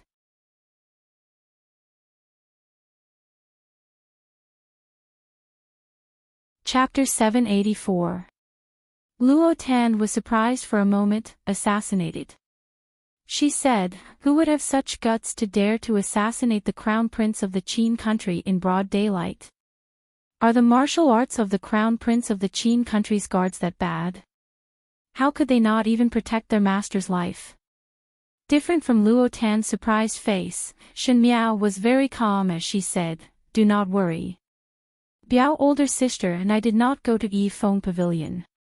Today when we collided with that old woman, many commoners on the street saw it and to avoid trouble, we even reported our names. Those commoners can testify for us that we were busy taking care of that old woman, so how would we have the time to go to Yifeng Pavilion? It would not be fake under the watchful eyes of everyone, and Shen Miao did not know how to split herself, so how could she appear at Yifeng Pavilion when she was in the marketplace? Shen Xian snorted coldly and there was some anger in his expression. Wang Bai has such big guts to dare to splash dirty water on my Shen family. It seems that the Wang family wants to drag us into the water. Luo Shuayan also understood and said hatefully, Shen Dongling is still our relative, but one did not think that she would have such vicious thoughts. How is it reasonable to scheme against one's own family? Shen Miao sneered, in the second and third household of the Shen family, when was there anyone who treated us sincerely? Luo Shuayan and Shen Xian were silent. Luo Tan felt that the atmosphere was somewhat heavy and smiled as she interrupted, speaking of which, it is fortunate that Biao younger sister and I had good luck today. If it was not that we collided with that old woman, one fear that we would really go to Yifeng Pavilion to taste the incense. Since Huang Fuhao was attacked by an assassin and even his guards were not saved, the assassin's martial arts must be very high.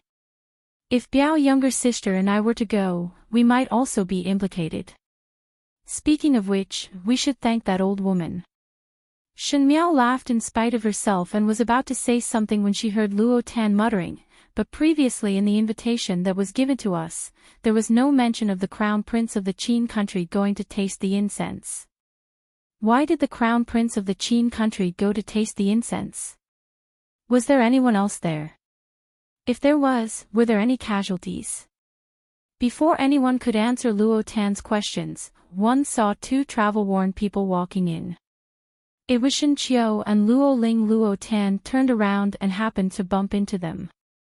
She couldn't help but exclaim, Cousin Qiu, Brother Ling, what's wrong?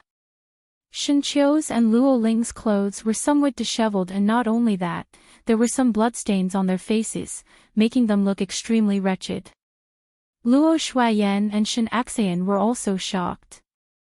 Luo Shuayan quickly stepped forward and anxiously looked at the two of them. What happened? Shen Qiu quickly explained, Don't worry, it's not my blood, it's someone else's. Only then did Luo Shuayan relax. But before she could relax, she heard Luo Tan ask, Cousin Qiu, are you and Brother Ling going to catch the assassin who tried to assassinate the Crown Prince of Qin today? Are those assassins very powerful and difficult to deal with? You guys don't look like you have it easy. Shen Xian frowned and asked, Shen Qiu, is it like this? Shen Qiu and Luo Ling looked at each other and both of their gazes were somewhat strange. After a moment, Shen Qiu let all the servants in the main hall leave and looked at Luo Tan and Shen Miao thoughtfully. Shen Miao smiled, me and older Biao sister will not say it out. Eldest brother can just say whatever it is. Luo Tan quickly raised her hands to indicate that she would not reveal anything at all.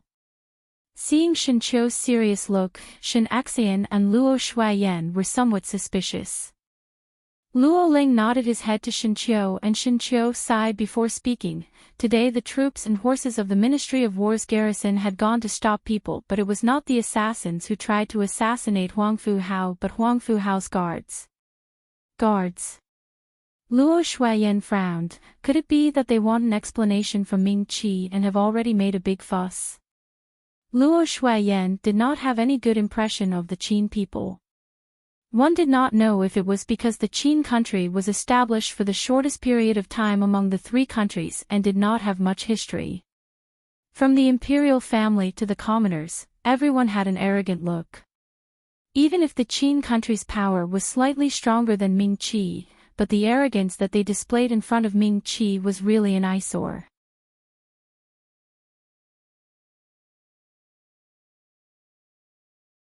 Chapter 785. That is also not the case. Shen Qiu hesitated for a moment before saying, Huang Fu Hao's guards said that the one who assassinated Huang Fu Hao was the crown prince, and now they are heading to the Eastern Palace to kill the crown prince to avenge Huang Fu Hao. The crown prince killed Huang Fu Hao. Shen Xian suddenly stood up. Impossible. Not to mention the crown prince's thin and weak body. Now that the Ming Qi was trying to build a relationship with the Qin country to deal with the Great Liang, how could they do such a self-destructive thing?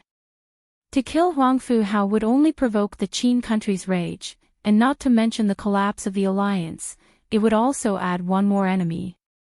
There was no doubt that it was one disaster after another. The crown prince was not a fool, so why would he do such a thankless thing? I also thought that it was impossible. Shen Qiu was somewhat puzzled, but those guards said that they heard Huang Fu Hao shouting the crown prince's name, and loudly said that the crown prince was the murderer. Since they were Huang Fu Hao's guards, there was no reason for them to frame others for letting the real murderer go. Luo Shuiyan asked, Huang Fu Hao's guards were not with Huang Fu Hao. Why did they say that they heard it? This is where the doubt lies. Luo Ling continued, according to Huang Fu Hao's guards, it was the crown prince who sent the invitation to Huang Fu Hao to taste the incense. Huang Fu Hao's guards recalled that the crown prince said that he had something important to discuss with Huang Fu Hao, and wanted Huang Fu Hao's guards to stay at the mountainside, and let Huang Fu Hao go alone. But the crown prince said that he did not mention it in the invitation that he sent to Huang Fu Hao. The officials were ordered to search for the crown prince's invitation, but no one knew where the invitation was thrown by Huang Fu Hao. Now that the dead can no longer testify, both sides are sticking to their own version of events. It is very worrying. Luo Tan muttered, the crown prince asked Huang Fu Hao to taste the incense, but why was the invitation that Wang Furen gave to me and Biao youngest sister not mentioned the two of them? Everyone in the room was startled. They only paid attention to the bad account between the crown prince and Huang Fu Hao, but Shen Miao's end was neglected. At this moment when Luo Tan mentioned it, they remembered. Yes, the crown prince and Huang Fu Hao were to taste the incense, so why did they bring Shen Miao and Luo Tan along? There was no need to talk about Luo Tan as she had no relation with the people in the Ding capital, but Shen Miao was Shen Xian's daughter. When Shen Dongling sent the invitation, it was impossible that she did not know that the crown prince and Huang Fu would come. Shen Miao forgot, or was it? If he did it on purpose, why would he do it on purpose? Was he planning something? Luo Ling said, no. How? Luo Shuiyan said, no, I have to ask Shen Dongling clearly. Mother, Shen Qiu stopped her. Shen Dongling and Wang Bai are already in prison and one cannot rush to see them at this time, otherwise it would not be good if one were to be thought to have any relationship with her. Two crown princes went to taste the incense and one died and the other inexplicably became the murderer. When Emperor Wenhui knew about it, he was so angry that he almost fell down. What was this? On one hand, it was to temporarily quell the anger of the Qin country, and to capture a few people to let them see that Ming Qi was handling matters impartially. On the other hand, Emperor Wenhui had nowhere to vent his anger on. Since it was Wang Bai and his wife who suggested to taste the incense, it was equivalent to being the initiator. The anger of the Son of Heaven would never be explained. Wang Bai was still sitting in a happy dream, but it was ruthlessly shattered. Not only that, no one dared to say if he could keep his life this time. Everyone had different expressions, but only Shin Miao was as calm as usual. She listened to all these things as if it had nothing to do with her. Of course it was indeed not related. She said, "This has nothing to do with us. Just wait and see how the outside handles it."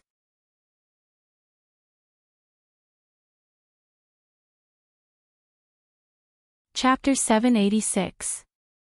Shin Qiu noticed Shin Miao's expression and asked, "Younger sister, why are you not surprised that Huang Fu Hao was assassinated, and also not surprised that it was the crown prince who killed Huang Fu Hao?" Shin Miao gently smiled. "What is there to be surprised about? Since it was like what those people said, the crown prince and Huang Fu Hao had a private matter to discuss, and in the process of the discussion, if there was no consensus or any intense disagreement, it was highly possible that the crown prince would kill an impulse. It is not that there were no such cases in the Ming Qi before, so why make a fuss over nothing?" Shin Qiu was speechless. Shin Miao's words made everyone in the room unable to remain calm. What Shin Miao said was true, but what kind of disagreement would be so intense that one would kill, not to mention that the other party was the crown prince of a country? Even if Emperor Wen Hui was so angry that he lost his rationality, it was not likely that he would be so straightforward to silence the witness. Shin Xian and Luo Shuiyan frowned. Shin Miao did not need to think so much, but they were officials in the court, and every small action in the court could possibly affect their future life. Moreover, this time Huang Fu Hao died in the Ming Qi, and the crime would fall on the crown prince of the Ming Qi. One think that those guards had already sent people back to pass the message that after the emperor of the Qin country knew that a pair of children died in the Ming Qi, who would bear the thunderous rage. And it would be difficult for the Ming Qi and the Qin country to form an alliance to recover. At this time, it was unknown what the great Liang would do. This night, because of this sudden matter, even the atmosphere in the Shin mansion was solemn. However, it was not because they sympathized with Huang Fu Hao or the crown prince, but because they were worried about the possible changes in the future. When Xie Jingxing came over to look for Shin Miao was standing in front of the window in a daze. Huang Fu Hao died just like that, and in the previous lifetime, Huang Fu Hao and Princess Ming'an became a nightmare that she could not get rid of for the 5 years that she went to the Qin country as a hostage. Princess Ming'an was arrogant and despotic, but Huang Fu Hao liked to lead everyone to torture him. He was the crown prince of the Qin country, and once Huang Fu Hao tortured someone, others would follow suit. Actually, speaking of which, there was no enmity between Shin Miao, Huang Fu Hao and Princess Ming'an, but because of such malicious insults, it finally accumulated resentment. Different from others, Shin Miao did not think of letting Huang Fu Hao and Princess Ming'an pay with their lives, because they were not the ones who harmed the Shin family the most in the previous lifetime. At most, these people would kick her when she was down for a period of time. If it was not that they schemed against her in this lifetime, Shin Miao would not even bother about these two people. Now that the person was gone, Shin Miao was somewhat at a loss. Since his rebirth, he had always adhered to the path of vengeance and to protect the Shin family from repeating the mistakes of his previous life. But as long as the Fu family was still alive, they would never let the Shin family off. Her enemies were very strong from the start, and it was not enough to just have the heart to stake everything on one throw. Shin Miao would sometimes doubt if she could walk to the end. The figure that came down from the tree waved his hands in front of Shin Miao. Shin Miao recovered to her senses, and what entered her eyes was Xie Jingxing's playful smile. He said, "Thinking of me to such an extent?" Shin Miao wanted to close the window with a "pah" sound, but Xie Jingxing caught it quickly and took the opportunity to jump into the room. With one hand on Shin Miao's shoulder, he did not let her move, and the other hand closed the window. "Be careful not to freeze silly." Song Yang, who was standing at the corner of the wall outside, Shin Miao pulled Xie Jingxing's hand away and sat down at the table in the room before asking, "How is the handling?" "No problem." Xie Jingxing sat down and indicated Shin Miao to pour tea for him. Shen Miao held her breath as she poured tea for him and reluctantly pushed the teacup over and asked, "Are you sure that the Qin country's people would not find out?"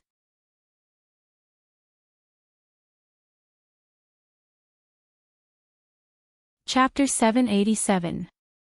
I can't. Xie Jingxing smiled.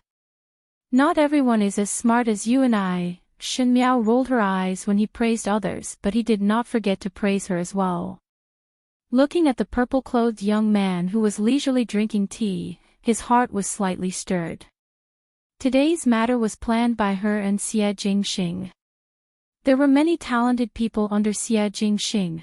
There were those who could disguise themselves well, there were also those who were outstanding in imitating other people's vocalizations, and there were even some who could write exactly the same words with just one look.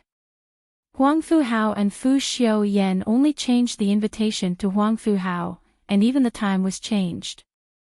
Huang Fuhao and Fu Xiaoyan ascended the mountain one after the other.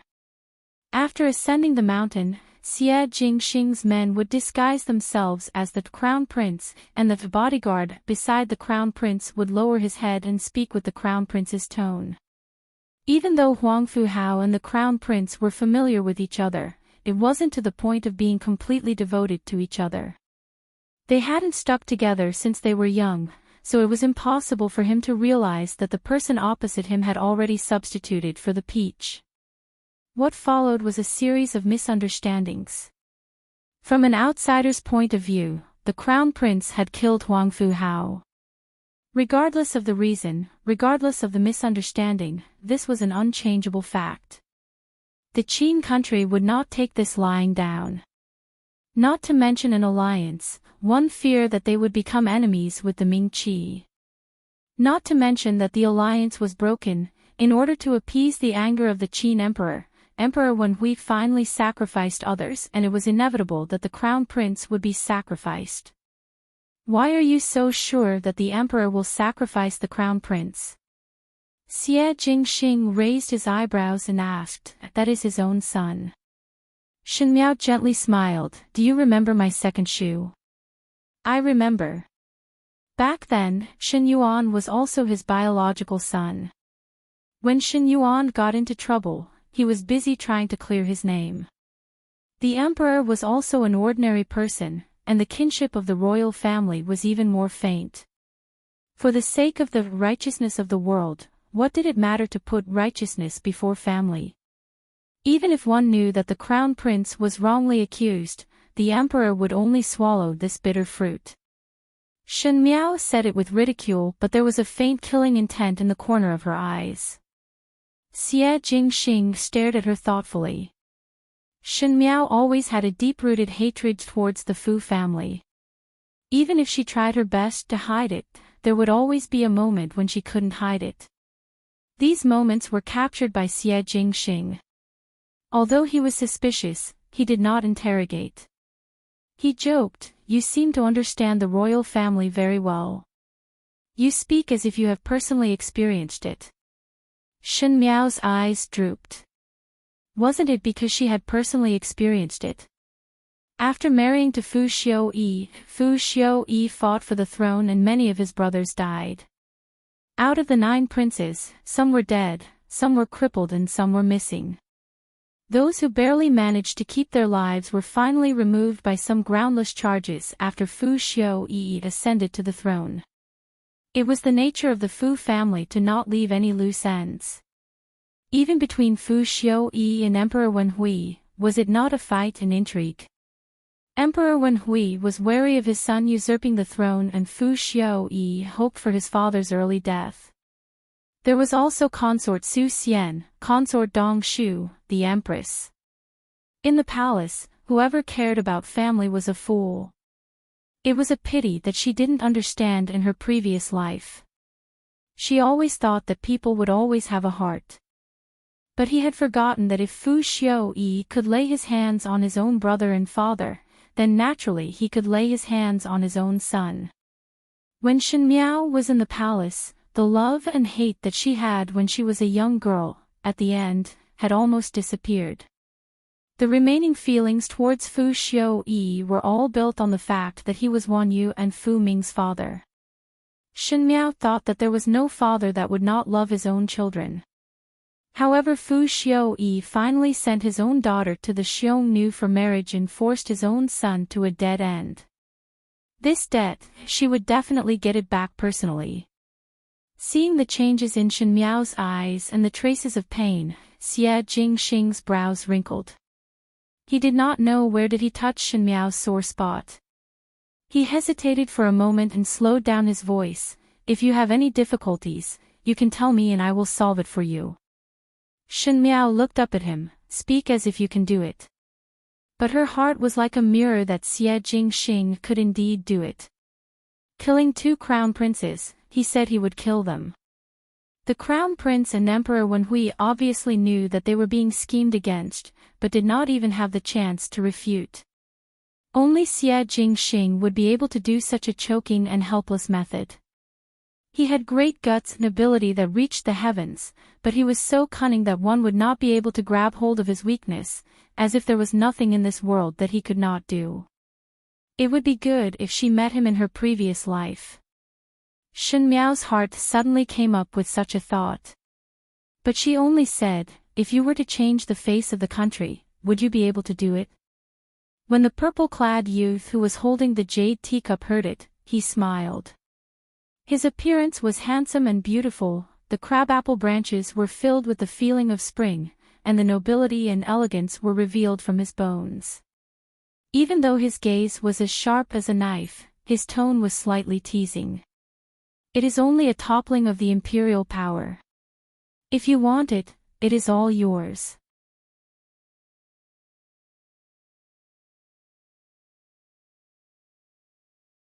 Chapter 788. This little movement of Ming Qi was ultimately not hidden from the people of the world.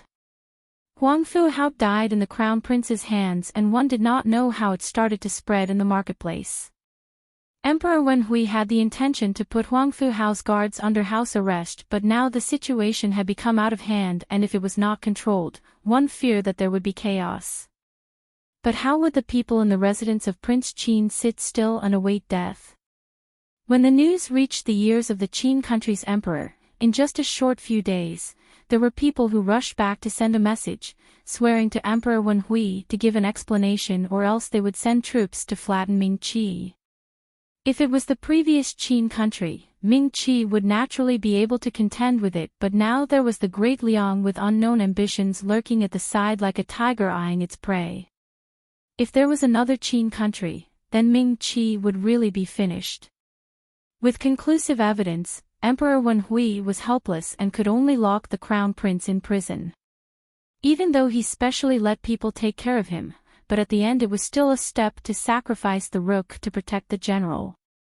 So the older Emperor Wenhui got, the decisiveness he had when he was younger was finally worn away.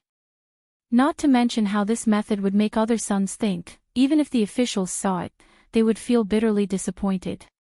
In order to protect himself, even though he knew that the crown prince's assassination of Huang Fu Hao was fishy, he still locked the crown prince in prison. In fact, one could not blame Emperor Wenhui.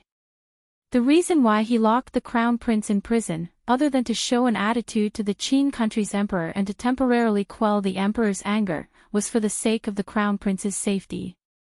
Those Huang Fu Hao's guards were eyeing the crown prince like a tiger eyeing its prey and wholeheartedly wanted to take revenge for Huang Fu Hao.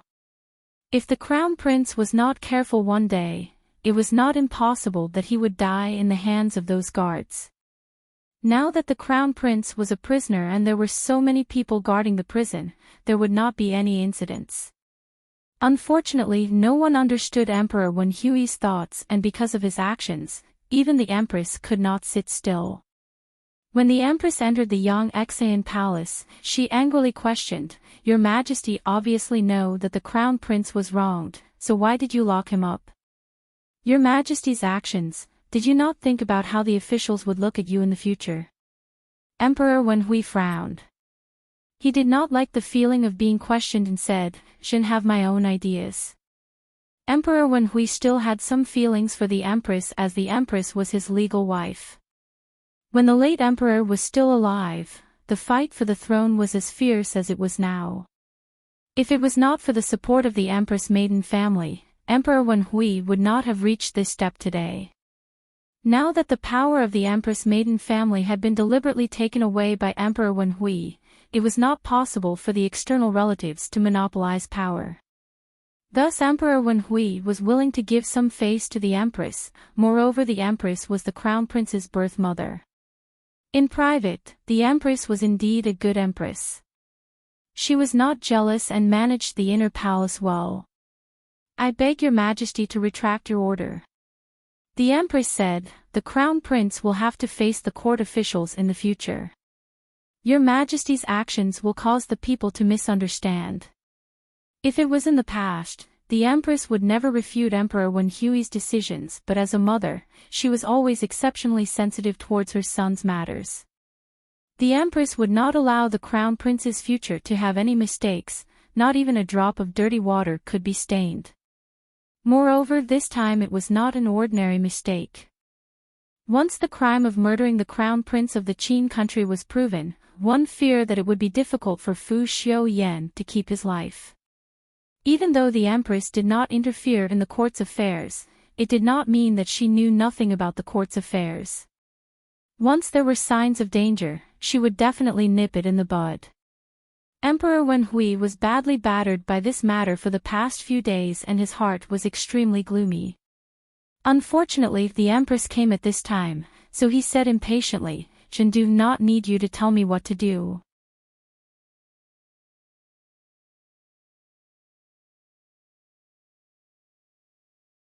Chapter 789. The Empress' heart jumped. After being husband and wife with Emperor Wenhui for so many years, she naturally knew what kind of temperament Emperor Wenhui had. She immediately relaxed her expression and changed her questioning look as she softly said, "This concubine knows that your Majesty's heart is troubled." Just now this concubine was impulsive. This concubine is also worried about the Crown Prince. Remember that when the Crown Prince was young, the Grand Tutor could not teach him and it was your Majesty who personally taught the Crown Prince. In the Crown Prince's heart, your Majesty is the wisest. Now this concubine and your Majesty understand that this matter has nothing to do with the Crown Prince. The Crown Prince's temperament is gentle and honest, so how would he kill someone? Even if he were to kill someone, he would not be so stupid as to be an assassin in broad daylight. Your Majesty, the Crown Prince is innocent. You are the Crown Prince's father. Could it be that you want to watch the Crown Prince bear the infamy because of a groundless accusation? These conciliatory words had some effect as Emperor Wenhui's expression also eased up. Among the 9 princes, the one that Emperor Wenhui wanted to support the most was the Crown Prince, so naturally he was not willing for the Crown Prince to die here. Just as he was about to speak, he heard a palace maid reporting from outside, "Your Majesty, Consort Xian has arrived." The Empress' expression was as usual but the hands in her sleeves were clenched tightly. Among the concubines in the palace, Consort Su Xian was the most arrogant as she had given birth to 2 princes, Prince Zhou and Prince Jing. Normally she was pampered and had a beautiful appearance. Even though she acted arrogantly, she held Emperor Wenhui's heart tightly.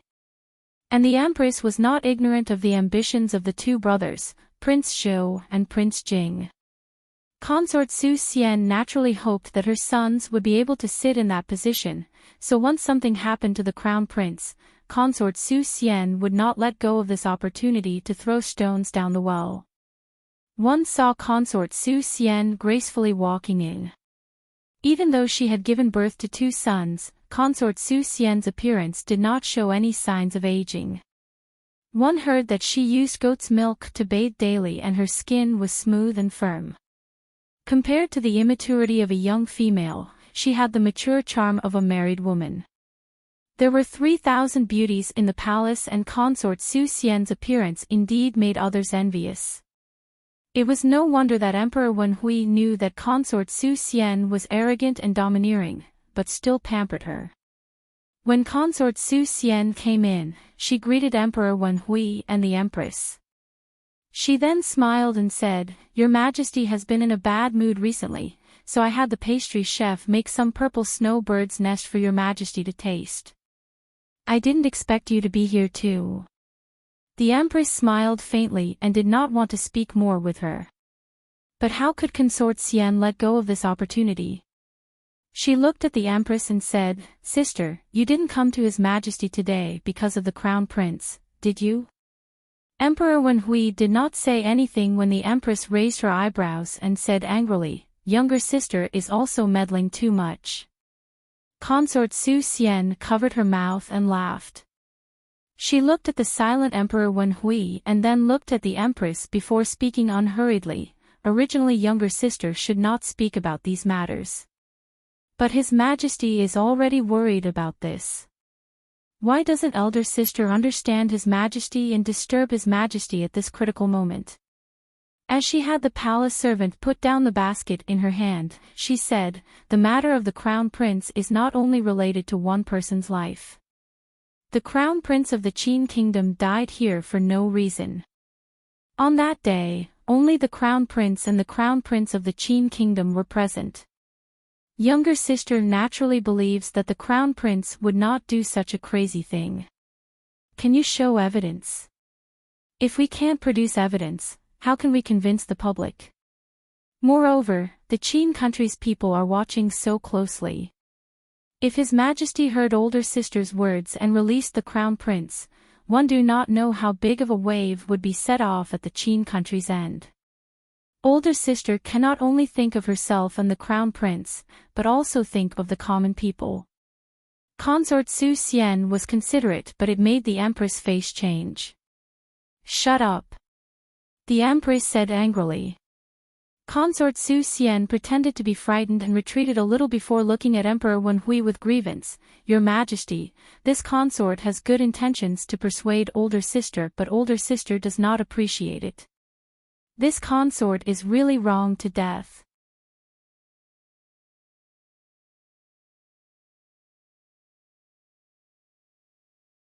Chapter 790.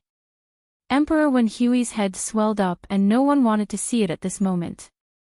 How would he not know that Consort Su Xian's words were to sow discord and not let the Crown Prince feel better, but Emperor Wenhui had no way to deny that what Consort Su Xian said was the truth.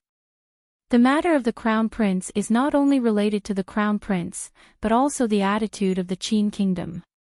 This time Ming Qi could not tolerate any mistakes. If this matter was not handled well, no one could say what kind of disaster it would bring to Ming Qi in the future. Thinking of this, Emperor Wenhui felt annoyed when he thought of the Crown Prince and became impatient with the Empress. He said to the Empress and Consort Su Xian, "Withdraw, Jin wants to be alone." The Empress waited with great difficulty for Emperor Wenhui to loosen his mouth but did not want to be disturbed by Consort Su Xian, and all the previous efforts would be wasted.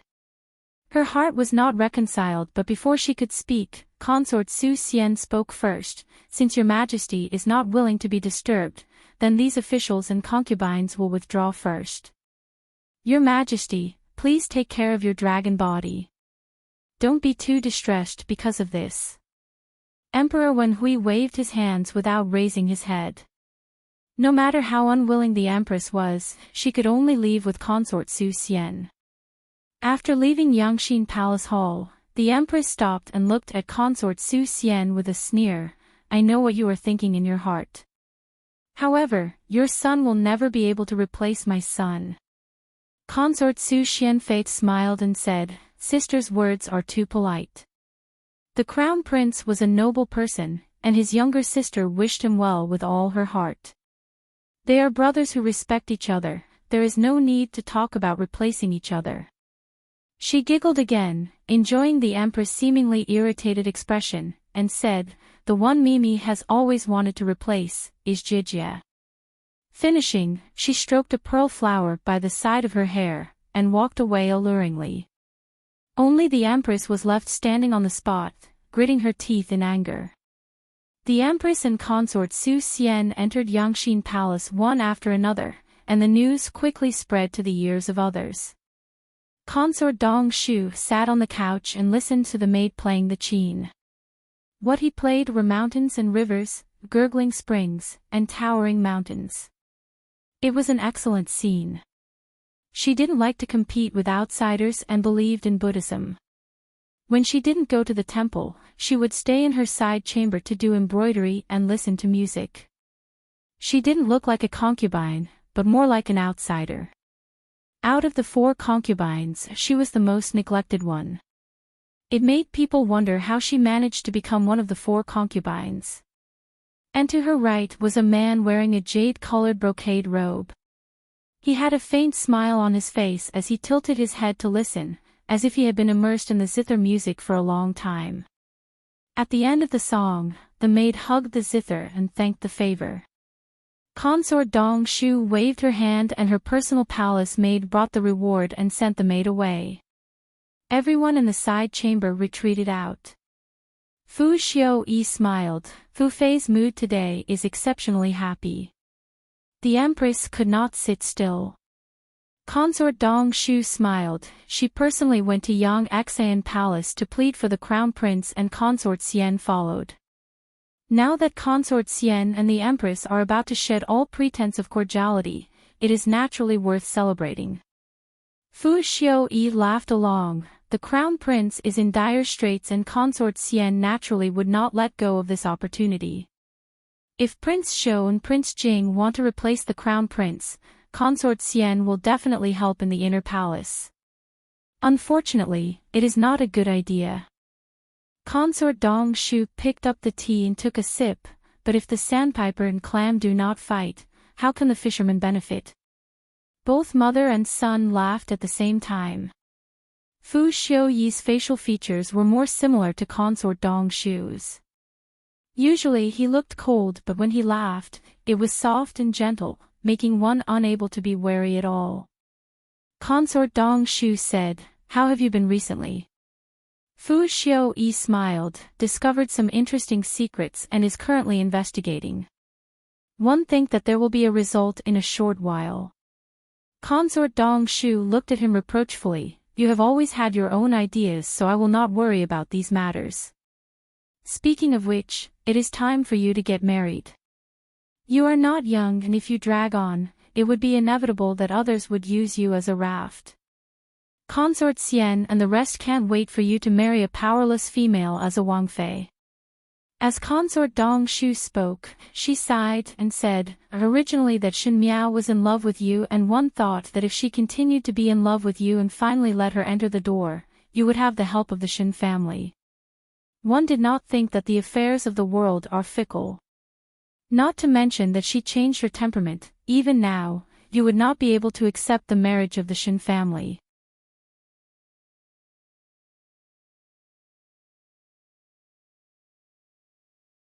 Chapter 791. Fu Xiu smiled. "Even though I cannot take it, no one in Ming Qi can take it. Other than the Crown Prince, anyone else who is tied to the Shen family would arouse Imperial Father's suspicion. Originally the Crown Prince's victory was in the bag, but one did not think that there would be an accident midway. Most likely the heavens are on our side." He did not have the slightest regret and said, "Those powerful officials in Ming Qi would not marry into the Shen family. Even though the Shen family has a big business, Shen Miao may not be able to marry well." Consort Dong Shu sighed. "Correct." Finishing, she thought of something, but this time the Crown Prince stumbled miserably. Huang Fu Hao's matter would definitely not be easy. "Do you think that this was done by the Prince Shou and Prince Jing brothers or Prince Li?" Fu Xiu did not form cliques because he did not trust his own brothers and had always been one to rise. Originally Prince Shou's faction and Prince Li's faction fought fiercely, and now Emperor Wen Hui had the intention to support the Crown Prince and even had the intention to let the Crown Prince marry into the Shen family, thus Prince Shou and Prince Li could not help but be anxious. Who knew that the Crown Prince would suddenly appear halfway? The Crown Prince had become their enemy, and naturally they would spare no effort to get rid of him. This time the Crown Prince killing Huang Fu Hao, anyone with discerning eyes could see that there was something fishy about it. There was an 8 or 9 out of 10 chance that the Crown Prince was schemed by others. Thinking about it, it was Prince Shou and Prince Li who had the highest possibility. However, this kind of brazen scheming didn't seem to be the style of these two people. Fu Xiaoyi shook his head. It might not be done by the both of them. When Consort Dong Shu heard it, she was surprised and asked, if it is not them, then could it be other people? Fu Xiaoyi's and Shen Miao's faces appeared in his mind. There must be some unspeakable relationship between Prince Rui and Shen Miao. Even though it was not clear what was the reason for maintaining this relationship, but as long as it was related to Shen Miao, there would be an expert giving pointers behind the scenes. All sorts of signs indicated that that person was without a doubt Prince Rui. Previously Emperor Wenhui let the Empress sound out the Shen family and spread rumors that Shen Miao was going to marry into the residence of the Crown Prince. Not long after Prince Rui said those specious words to Emperor Wenhui, Emperor Wenhui dispelled the idea of Shen Miao immediately marrying. It was obvious that this incense party was set up to target Shen Miao. Until now, Wang Fuhao and the Crown Prince were both injured, but Shen Miao was safe and sound. It was said that Shen Miao was also going to Yifeng Pavilion that day, but on the way there, she bumped into an old woman and was delayed. How could it be so coincidental? Could it be that this time, it was also Prince Rui who was manipulating everything from behind? If it was done by Prince Rui, he was obviously in Ming Qi but dared to act so brazenly and even schemed against the crown princes of two countries. This Prince Rui really made one feel somewhat terrified. Seeing Fu Xiaoyi lost in thought, Consort Dong Shu asked him, "What is it?" Fu Xiaoyi recovered his senses and said, "Nothing." Suddenly he stood up and looked at Consort Dong Shu. This son suddenly remembered that there are still some matters and will not chat with Consort Mother. Business is more important. Consort Dong Shu said, "You go first." At the other end, thank the heavens and earth, Ji Yushu and Gao Yang were finally released from the tower prison. These days, both of them had been watching over the prisoners in the tower prison and had seen all kinds of methods. Gao Yang was still alright, but Ji Yushu was a delicate person and had lost a lot of weight. Not because of anything else, he was nauseous every day and could not eat, so it would be strange if he did not lose weight. With great difficulty being released, both of them held hands and looked at each other with tears in their eyes and were speechless. After a long while, Ji Yushu said, "I need to return to Feng Xian pawn shop to take a bath and change my clothes. I will bid farewell here."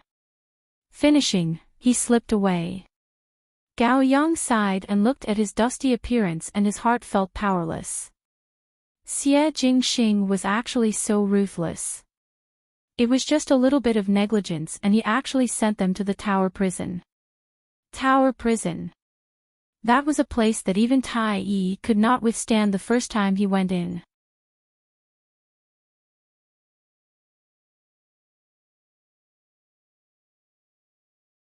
Chapter 792. Not to mention that he and Ji Yushu were pampered people. Ji Yushu returned to the Feng Xian pawn shop and first let Hong Wuan prepare the bath water for him. After taking a beautiful bath and eating some snacks, he then returned to the study.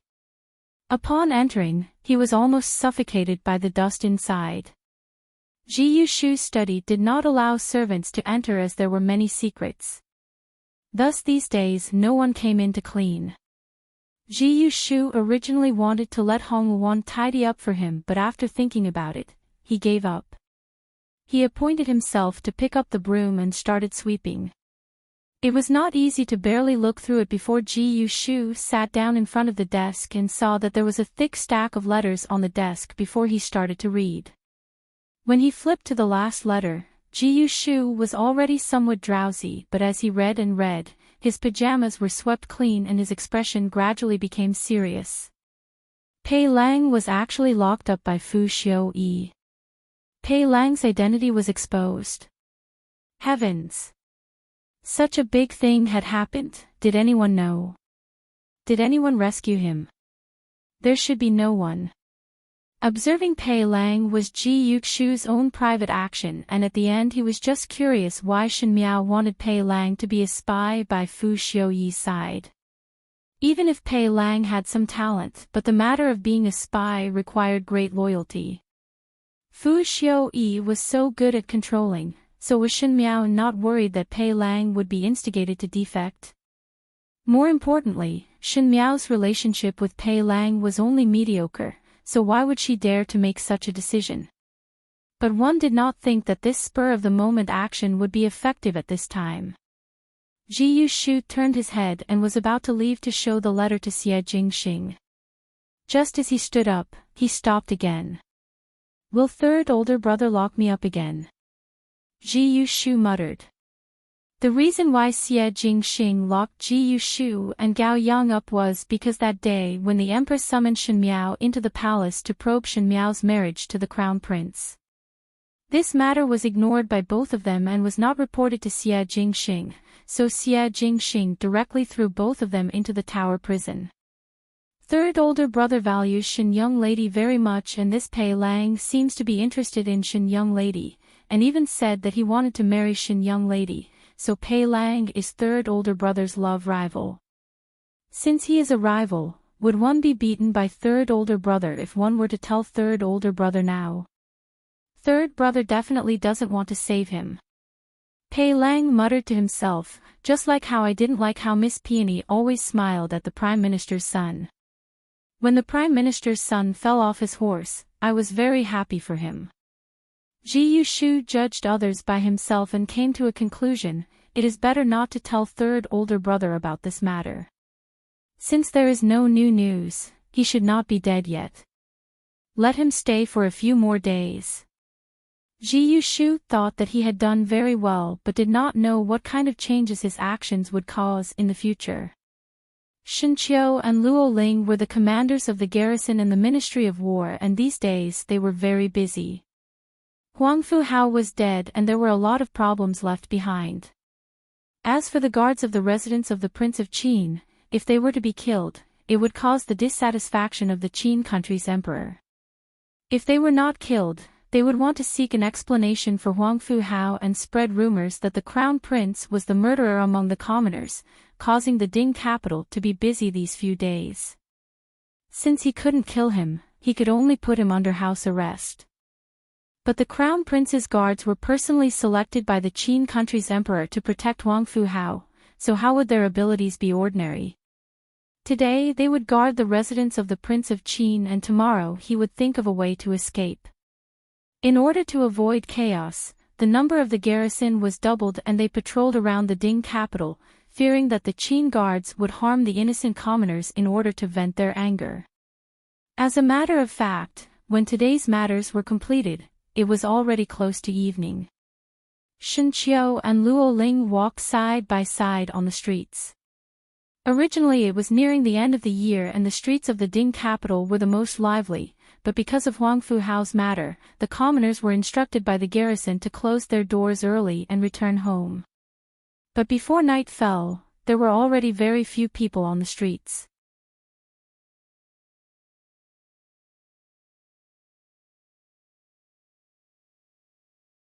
Chapter 793. Shen Qiu sighed. If the Ministry of Justice do not come up with a solution, the city guards would not be able to hold on.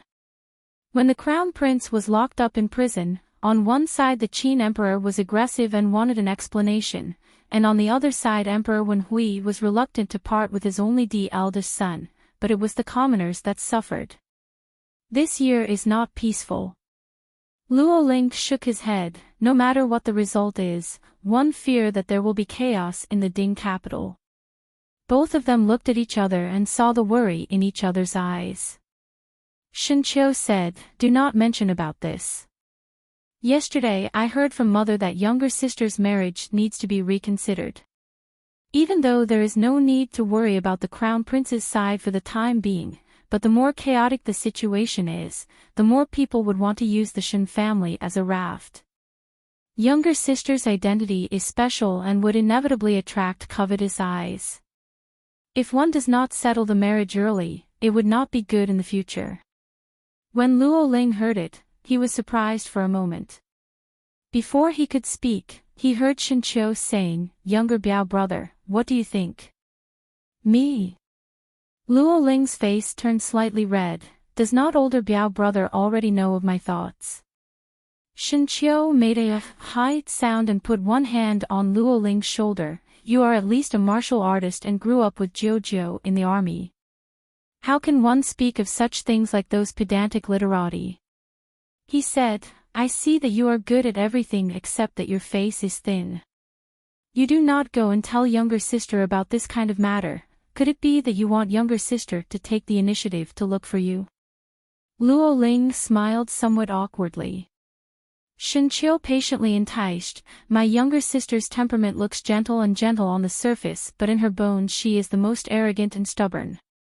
If you are thinking that younger sister will take the initiative to look for you, one fear that there is no need to think about it. As a man, if one likes then one likes and directly go. Even though you cannot beat me." Shen Qiu looked at Luo Ling with some pickiness, "But the current situation is different and you are barely qualified. If you are to be my brother-in-law, I will also accept it." Shen Qiu said it heroically, but Luo Ling was even more embarrassed. He said, "This also requires younger Biao's sister's agreement. If you do not say it, how would younger sister know your thoughts?" Shen Qiu glared at him. "Let's not talk about anything else. First of all, you have to find an opportunity to explain to your younger sister what you think." "Biao younger brother, I will tell you the truth. Su Mingfeng was sick in the past and I do not like him. Feng Zi Xian, TSK. Last time their Feng family almost caused younger sister to lose her life. At the end of the day, you're not bad. Many thanks to Biao older brother." Luo Ling smiled, "If there is a chance, I will definitely." Shen Qiu still wanted to say something but saw a horse suddenly galloping over from the other end of the street.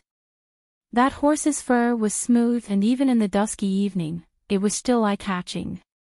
It had always been heroes who loved good horses, so Shen Qiu and Luo Ling could not help but be attracted by that horse. The person on the horse was also valiant and from afar, one could tell that he was graceful and out of this world. When that person neared Shen Qiu, he suddenly stopped the horse and the front hooves of the horse were raised up, but the person on top was extremely stable. It was obvious that his horsemanship was outstanding and extremely beautiful. Shen Qiu couldn't help but shout, "Good." The horse rider said, "Young General Shen." Shen Qiu was surprised for a moment. One saw that there was a person sitting on top of the horse. The luxurious purple gold robe was even more vibrant under the lantern light. His figure was tall and straight and there was a silver mask on his face that revealed a good contour. His chin was smooth and his thin lips were slightly raised. A pair of eyes that looked down from top to bottom was somewhat amorous. "Your Highness Prince Rui." Shen Qiu and Luo Ling quickly bowed to this person. They had seen Prince Rui in the tributes of the court and knew that this was Prince Rui without a doubt. Moreover, this kind of lazy and unrestrained temperament, only Prince Rui was unique. Prince Rui said, "No need to be polite. Just thought that this prince had seen wrongly and did not think that it was really young General Shen, so stopped to greet." He only spoke to Shen Qiu and did not look at Luo Ling. Shen Qiu was somewhat overwhelmed with favor. This Prince Rui usually did not put Emperor Wen Hui in his eyes, but he actually took the initiative to greet him. Moreover, he spoke in such a polite manner that Shen Qiu was secretly vigilant if the other party had any tricks up their sleeves, but at the same time he had a complacent feeling. Could it be that his reputation as a young general was broadcasted that even the great Liang's Prince Rui was chasing after him? But one did not see Luo Ling's suddenly pale face. At Prince Rui's waist, there was a safety pendant that looked inexplicably familiar.